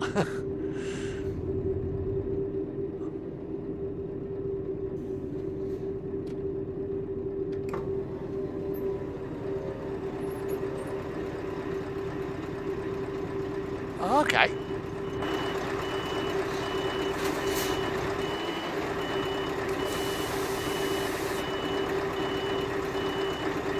Yeah, I've actually got fully adjustable air suspension in this game.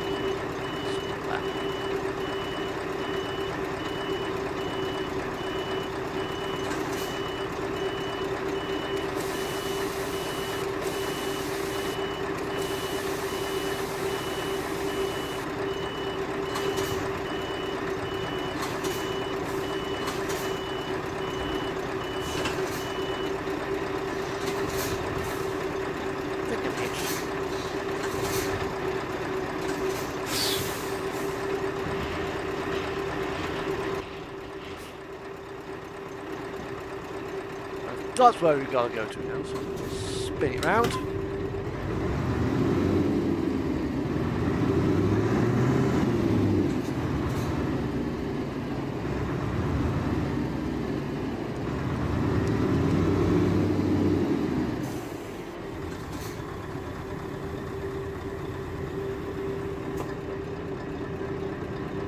That sounds like a good company.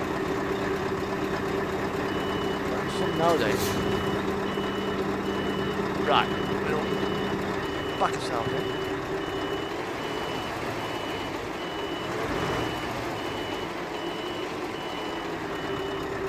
And that's where we've got to be.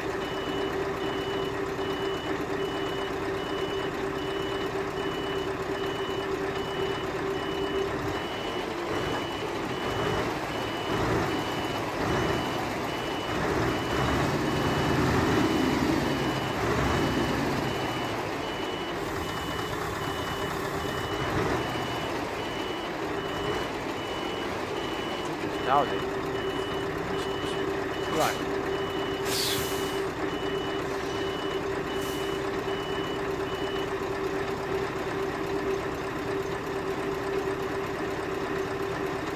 Okay.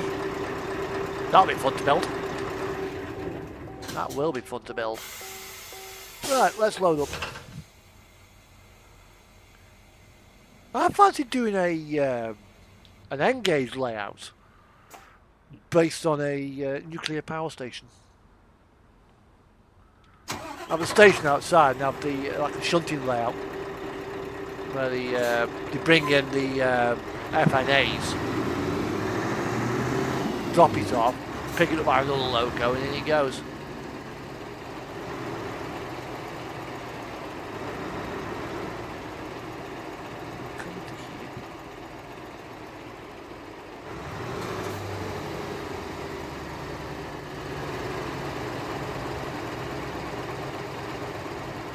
Right, so we're now going to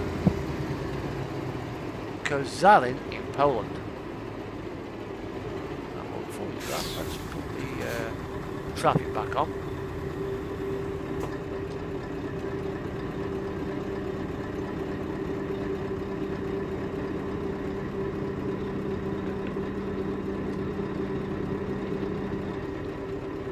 So the traffic will start to spawn now.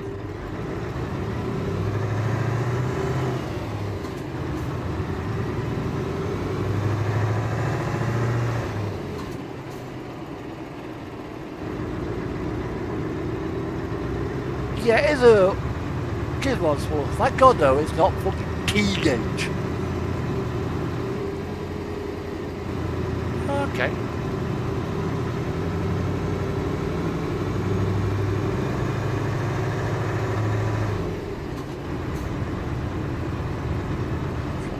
Small, there we are.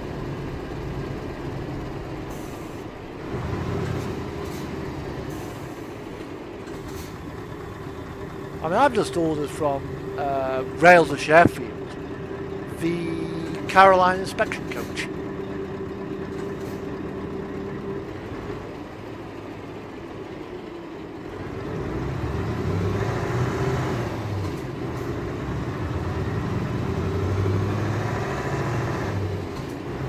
I've got 4 more HAA wagons coming as well.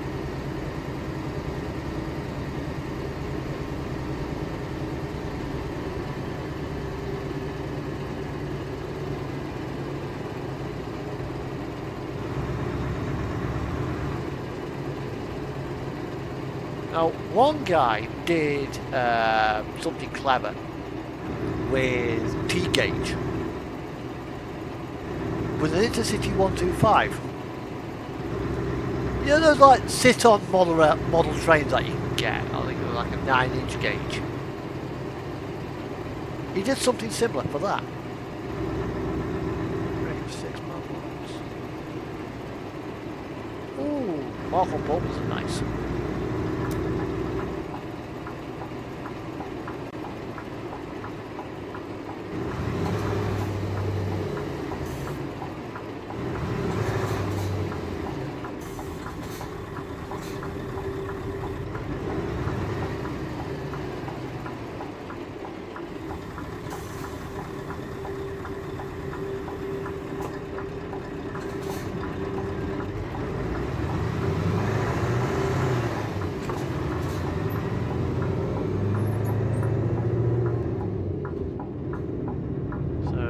are. This is the Brandenburg Gate, as you are probably well aware. Well, no, it's not the Brandenburg Gate. The Brandenburg Gate is over to, what's it? Potter Complex.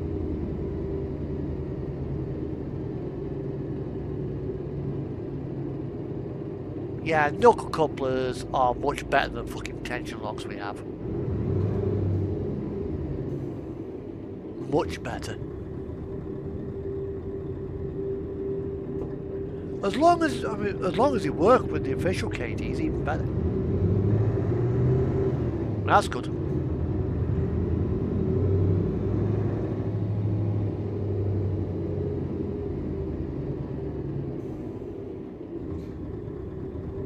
I mean, I think the N-gauge coupling is way oversized. The bloody Arnold coupling, but unfortunately there's not a lot you can do.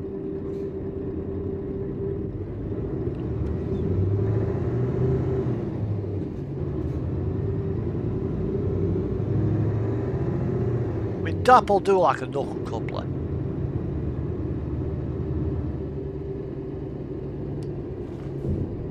Yeah, tension lock couplings are just they're ugly.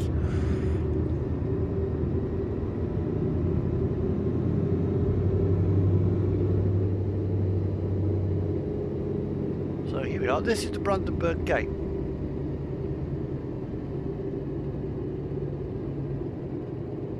How do you get that to work?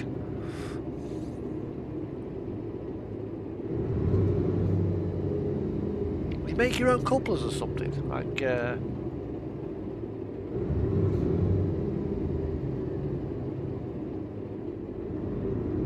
yeah.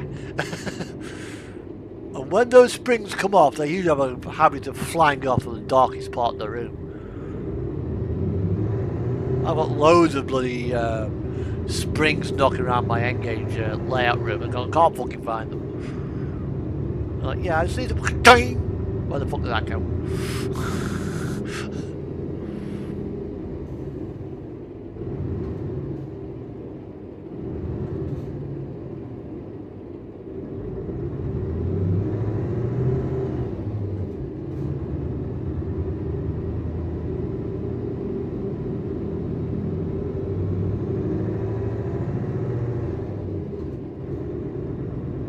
I think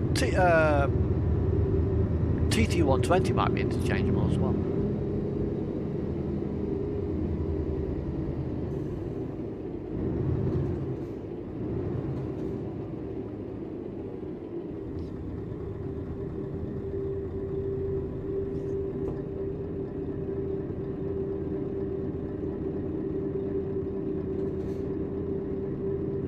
Yeah.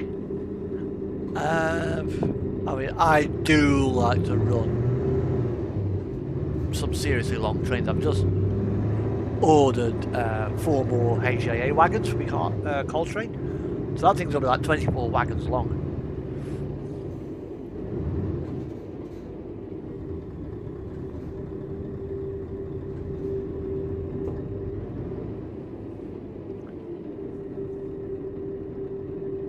I mean, some of the American guys have got these massive layouts.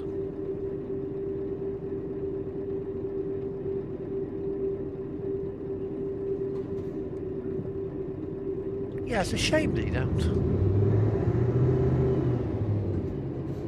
You know, when you buy some of the American stuff, it has proper scale knuckle couplings, even an N-gauge.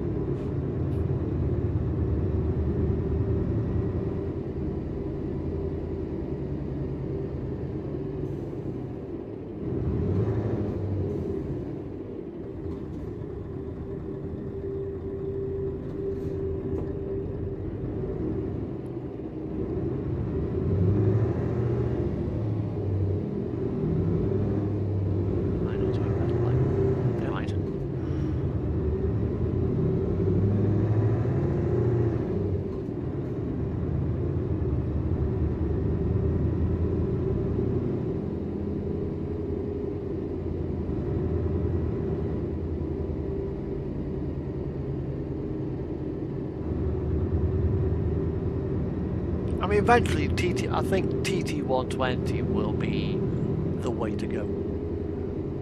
N-gauge will still carry on. HO will still carry on. But I think 00 will eventually fade away. It's only really used on the UK market.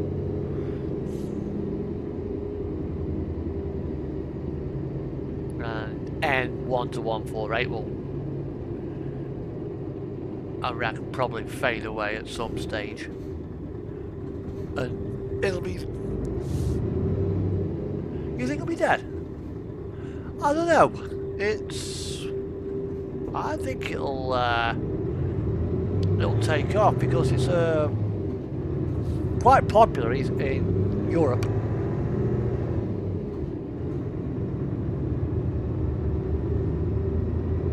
A lot of the continental manufacturers doing it.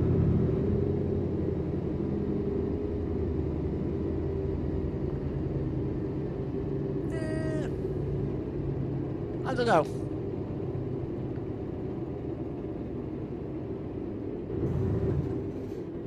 It's got to find its feet.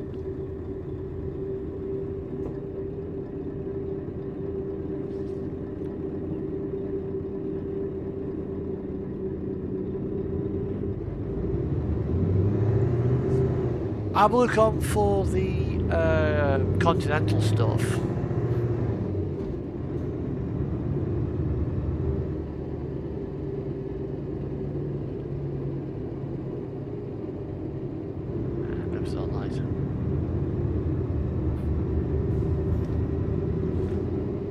So yeah, the likes of Fleischmann will continue on. So I think, yeah, it will continue. It will find its feet.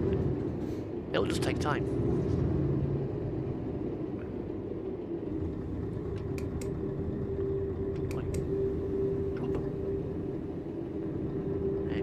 Right, so we can come out. We're now in East Germany.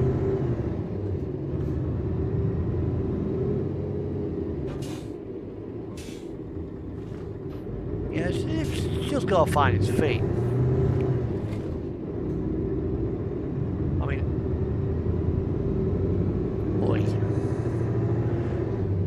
Well, I think Hallion have just moved in. Well, last time the motors weren't very good, what have you.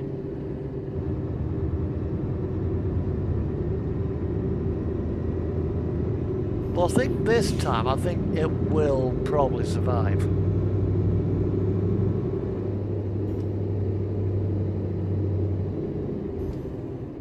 Especially as it's so bloody accurate. Apart from the fucking couplings they use. What is that coupling? Like someone stuck a swordfish out the front.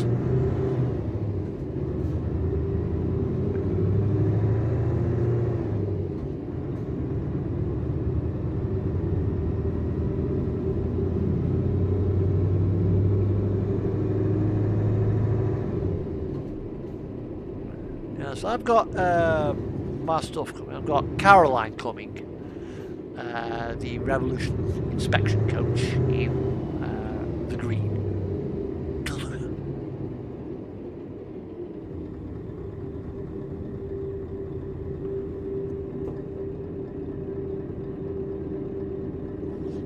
I've got a Japanese shunting logo coming, which is a DE10. It's a 5-axle locomotive, a Kobo Boko.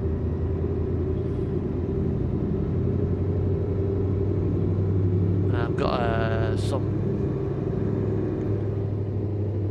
I've got 121 coming along with the Mark II.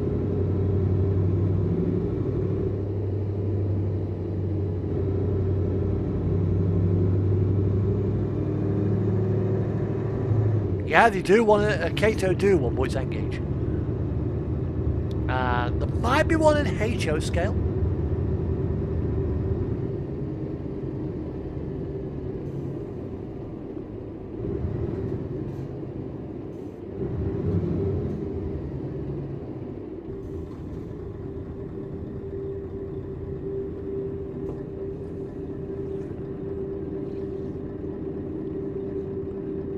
I mean, Farish's bloody Voyager is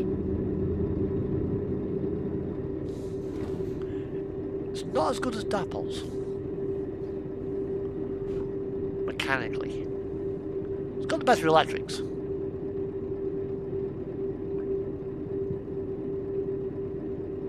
Definitely meets up tomorrow.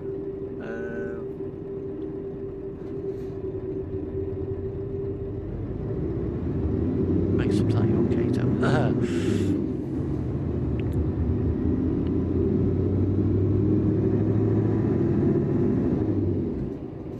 I'll be like a kid in the fucking candy shop.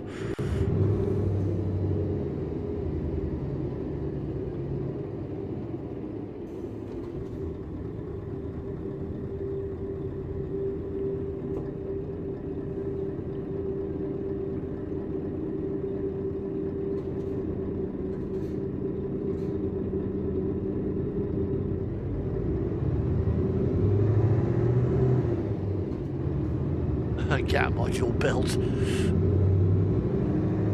I did think about it at one stage.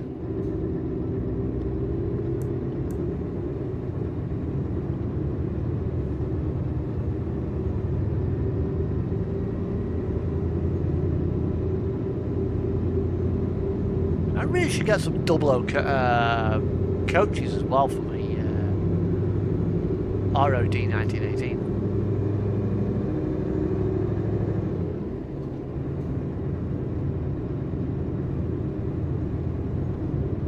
That would work.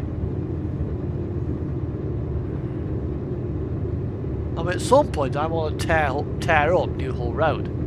Completely tear it up. And relay it. No, that's not me current bio, it's me. New Hull Road was my first layout. There's so much more I could have done with that MP4 board. So I want to have another go at it.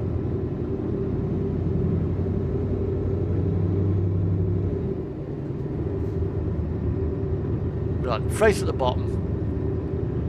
Then a mid-deck for me, 2 Kato Japanese passenger trains. And then top deck will be for passenger stuff.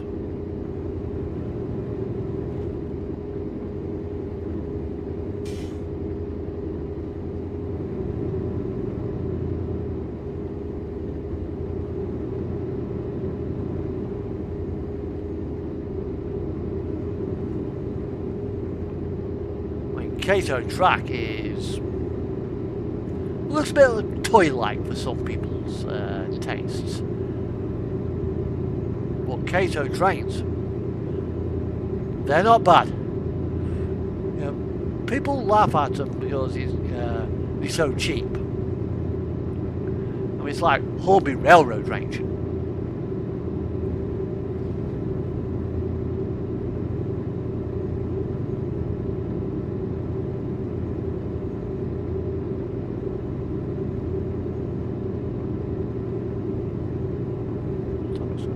That's not bad.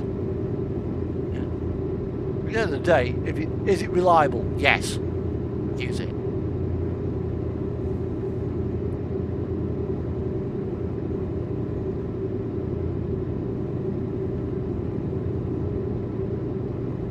You know, I'll say with the Kato, the model I've got by Kato. Yeah, okay, they are. It's like comparing Hornby main range to Hornby railroad. Yeah, but what do they coat it with? Because Pico track is always bloody oxidizing.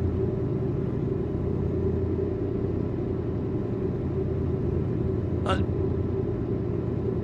because it's so it's designed like the railroad range of Hornby. It's durable. I mean, the amount of things I've knocked off my Revolution trains models. I've not done managed to do that with some of the other brand stuff. I mean, Revolution, they look great, but they're not very handling friendly.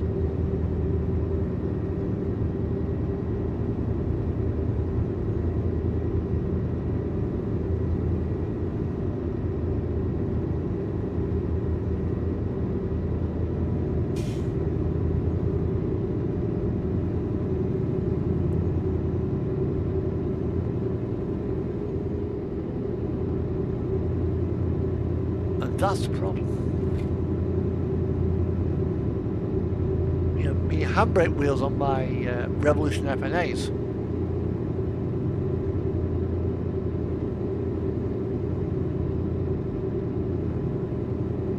They've all broke.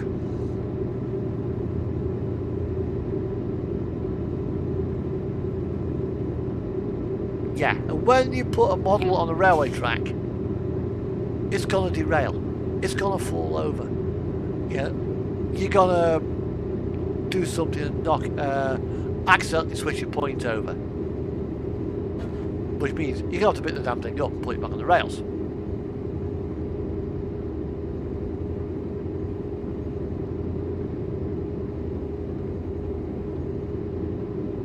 Or it's gonna suck up a bit of ballast or something.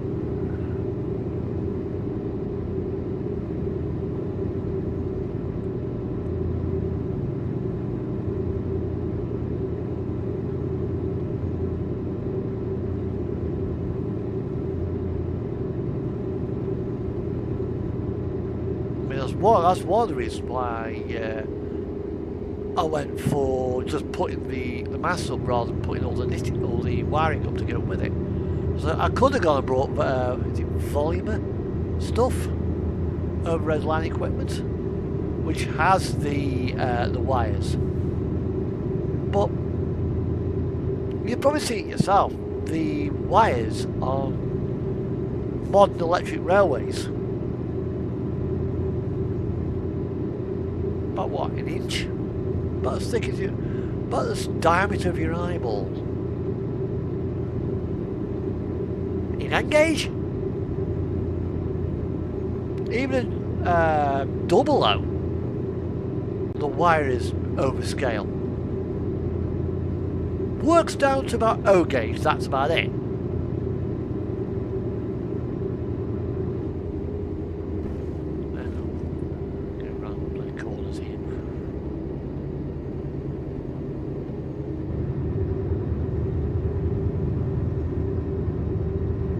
Yeah.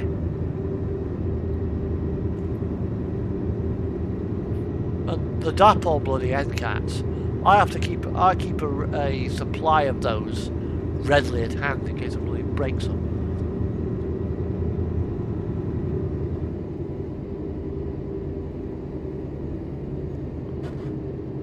Clear line, even so, be still over scale. Just put the mass up. That's good enough for anybody. Well, it's all Kato do.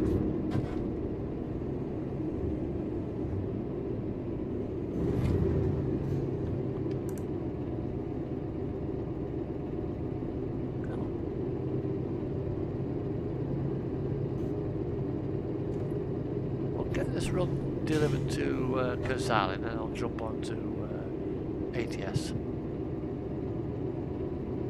Yeah. Well, the thing is, though, what you got to consider is it's something to get in the way when you are putting a train back on its rails. When things get in the way, they get broken.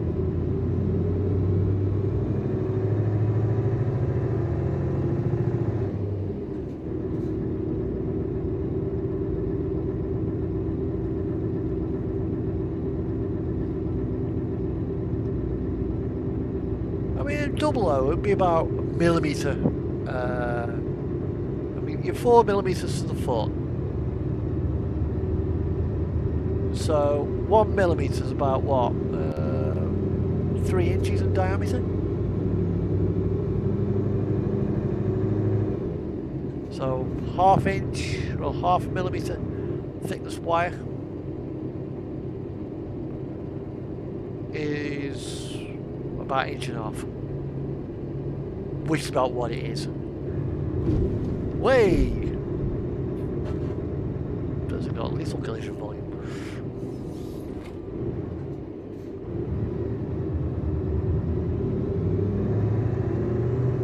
You're only talking about $500,000 wire. Aye aye. The Rozzers have got the DHL wagon.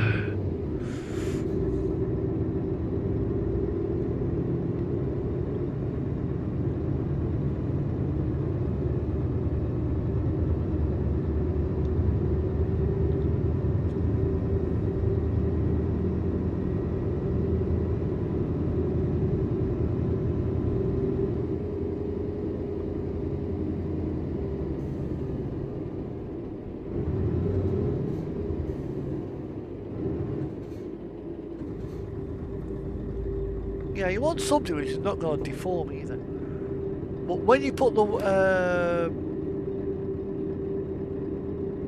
if you did use the wire, you want it to also zigzag across left and right. So it doesn't gouge a hole in your pantograph. But waiting for me at Scoonies over the next few months, I'm picking some stuff up. I've got a pair of 47s to coming my way.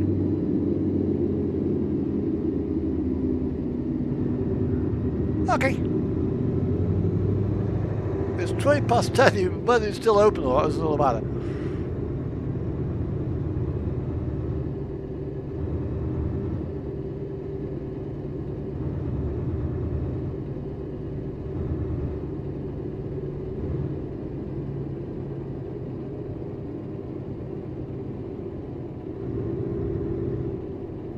Okay, Gurphy.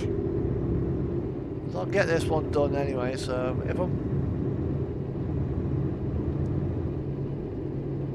When you finish, just... I'm doing a Facebook group anyway. Just message me on Facebook.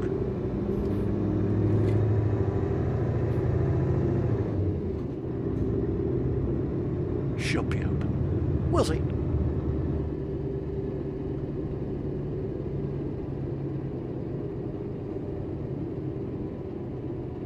Oh, 20s with sound. Oh, nice.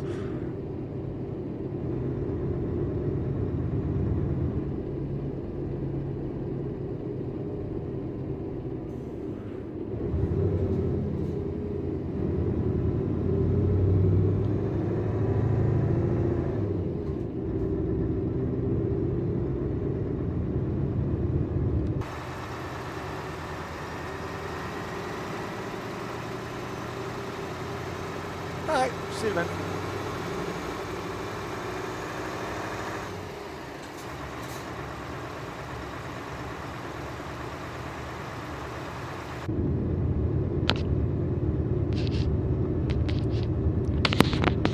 So we'll head to Kazalin, and that'll be it for tonight. 62 kilometers.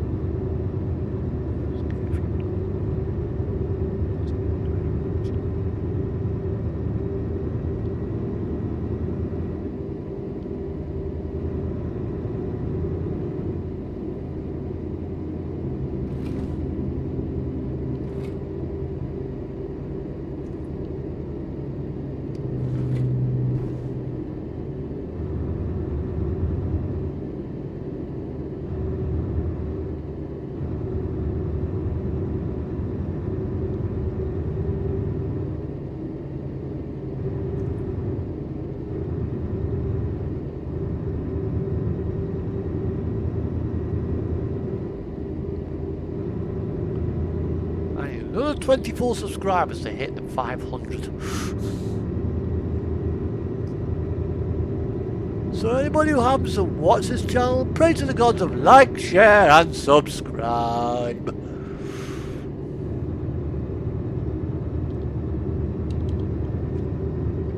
searched.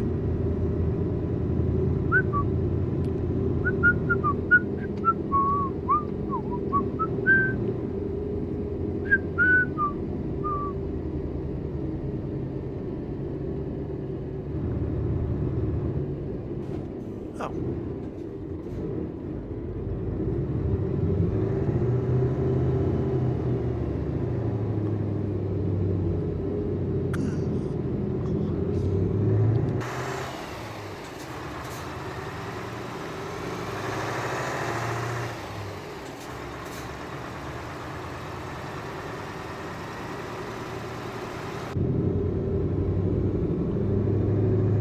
Welcome back.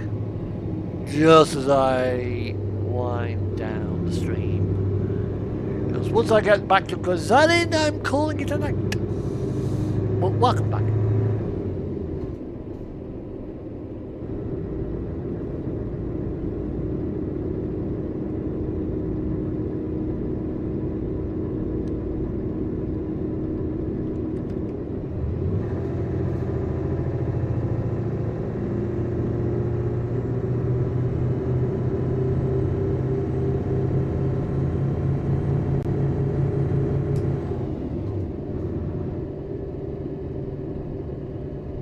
And here we are.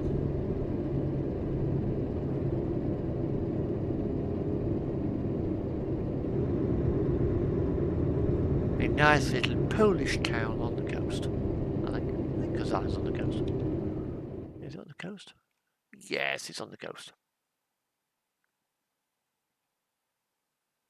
So we cross over the what's it road there? That's the Baltic, and there basically got 1, 2, 3 there.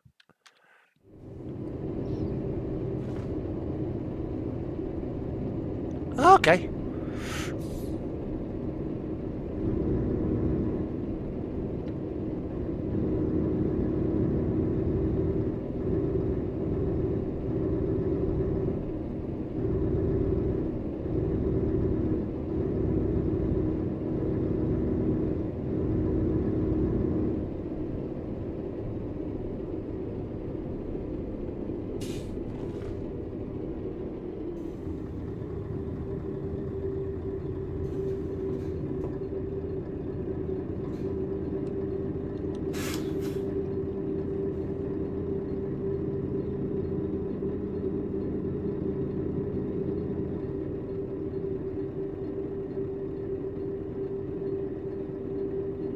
Why have the barriers not dropped? Oh yeah.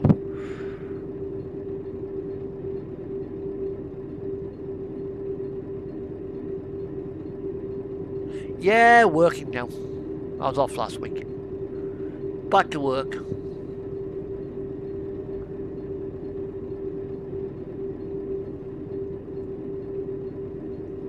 Working as normal.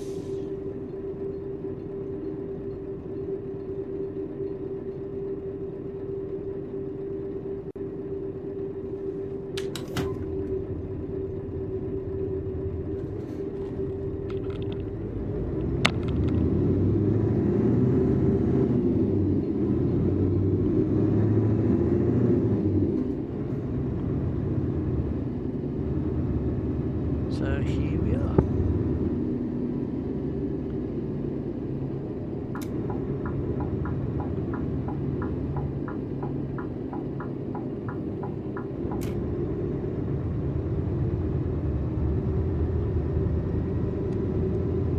So I was driving around Liverpool on Friday.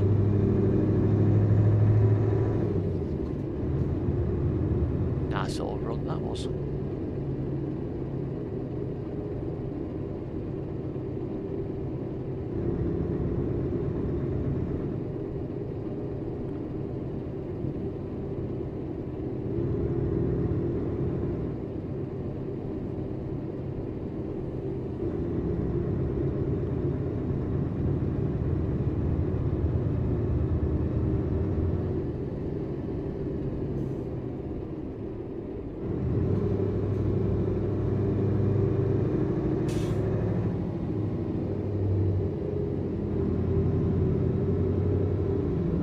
Okay.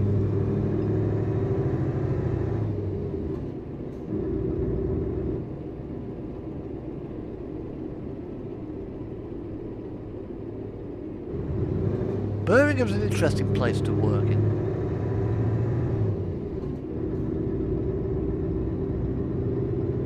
It'll certainly keep you busy anyway.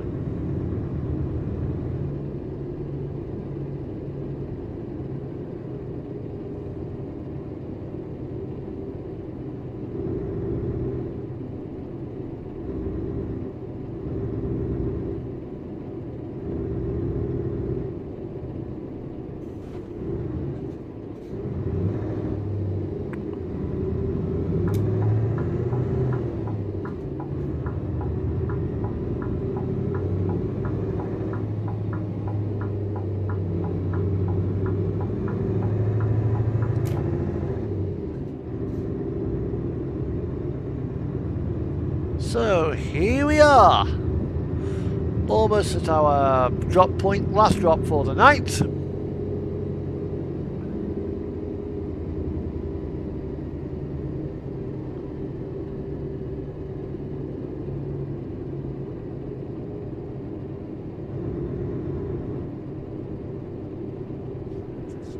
Gerfie's gone to the Bossick shop, corner shop, so we'll probably message me on Facebook in a bit.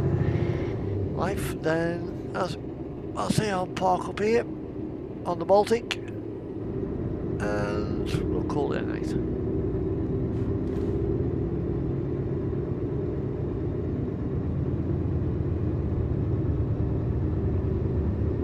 And welcome to BCB.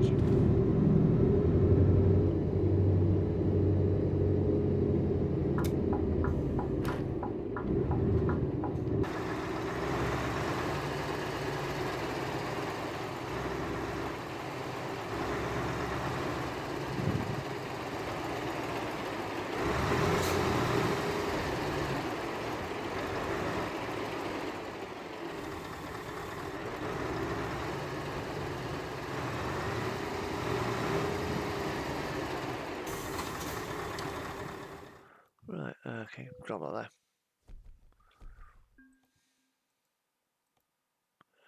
Right, find a place to park on the map. And it will be, because there's the, what's it, so rest area there. Nice rest area there. On the coast.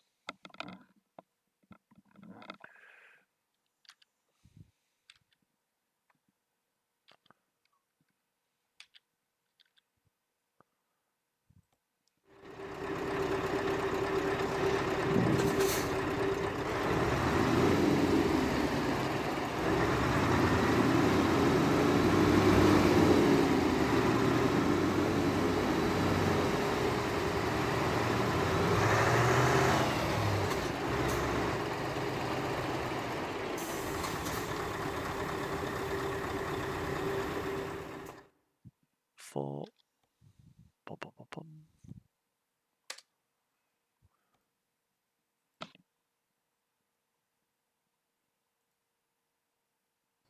close my trailer because I don't need it fully extended now.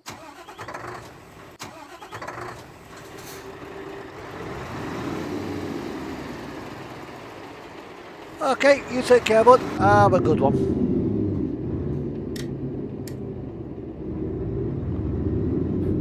Park the truck up and that'll be it.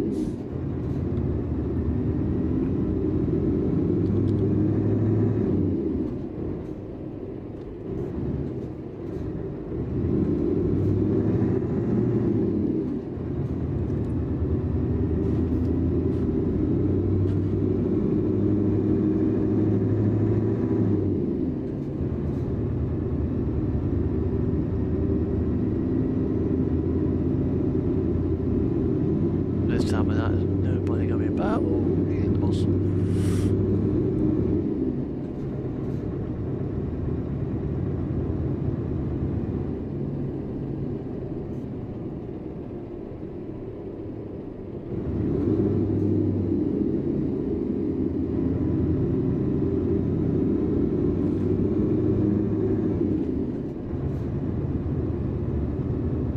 And I certainly will do.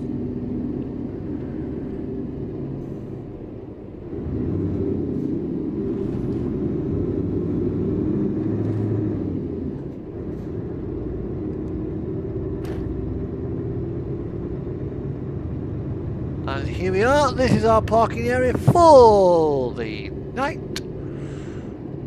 Well, for the characters' night anyway. Just coming up to it. Somewhere very, very close to the Baltic Sea.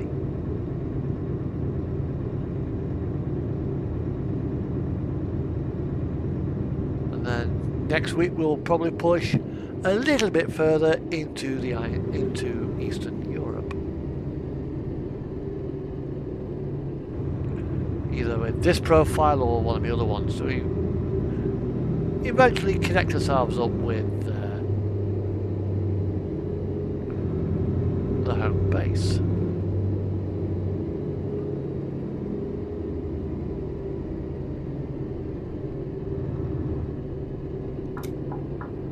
And here we are.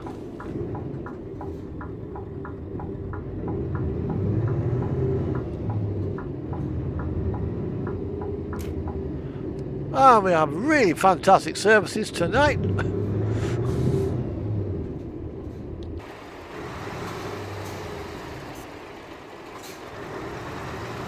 Absolutely A1 services at this rest area. Top of the notch toilet and a top of the notch food.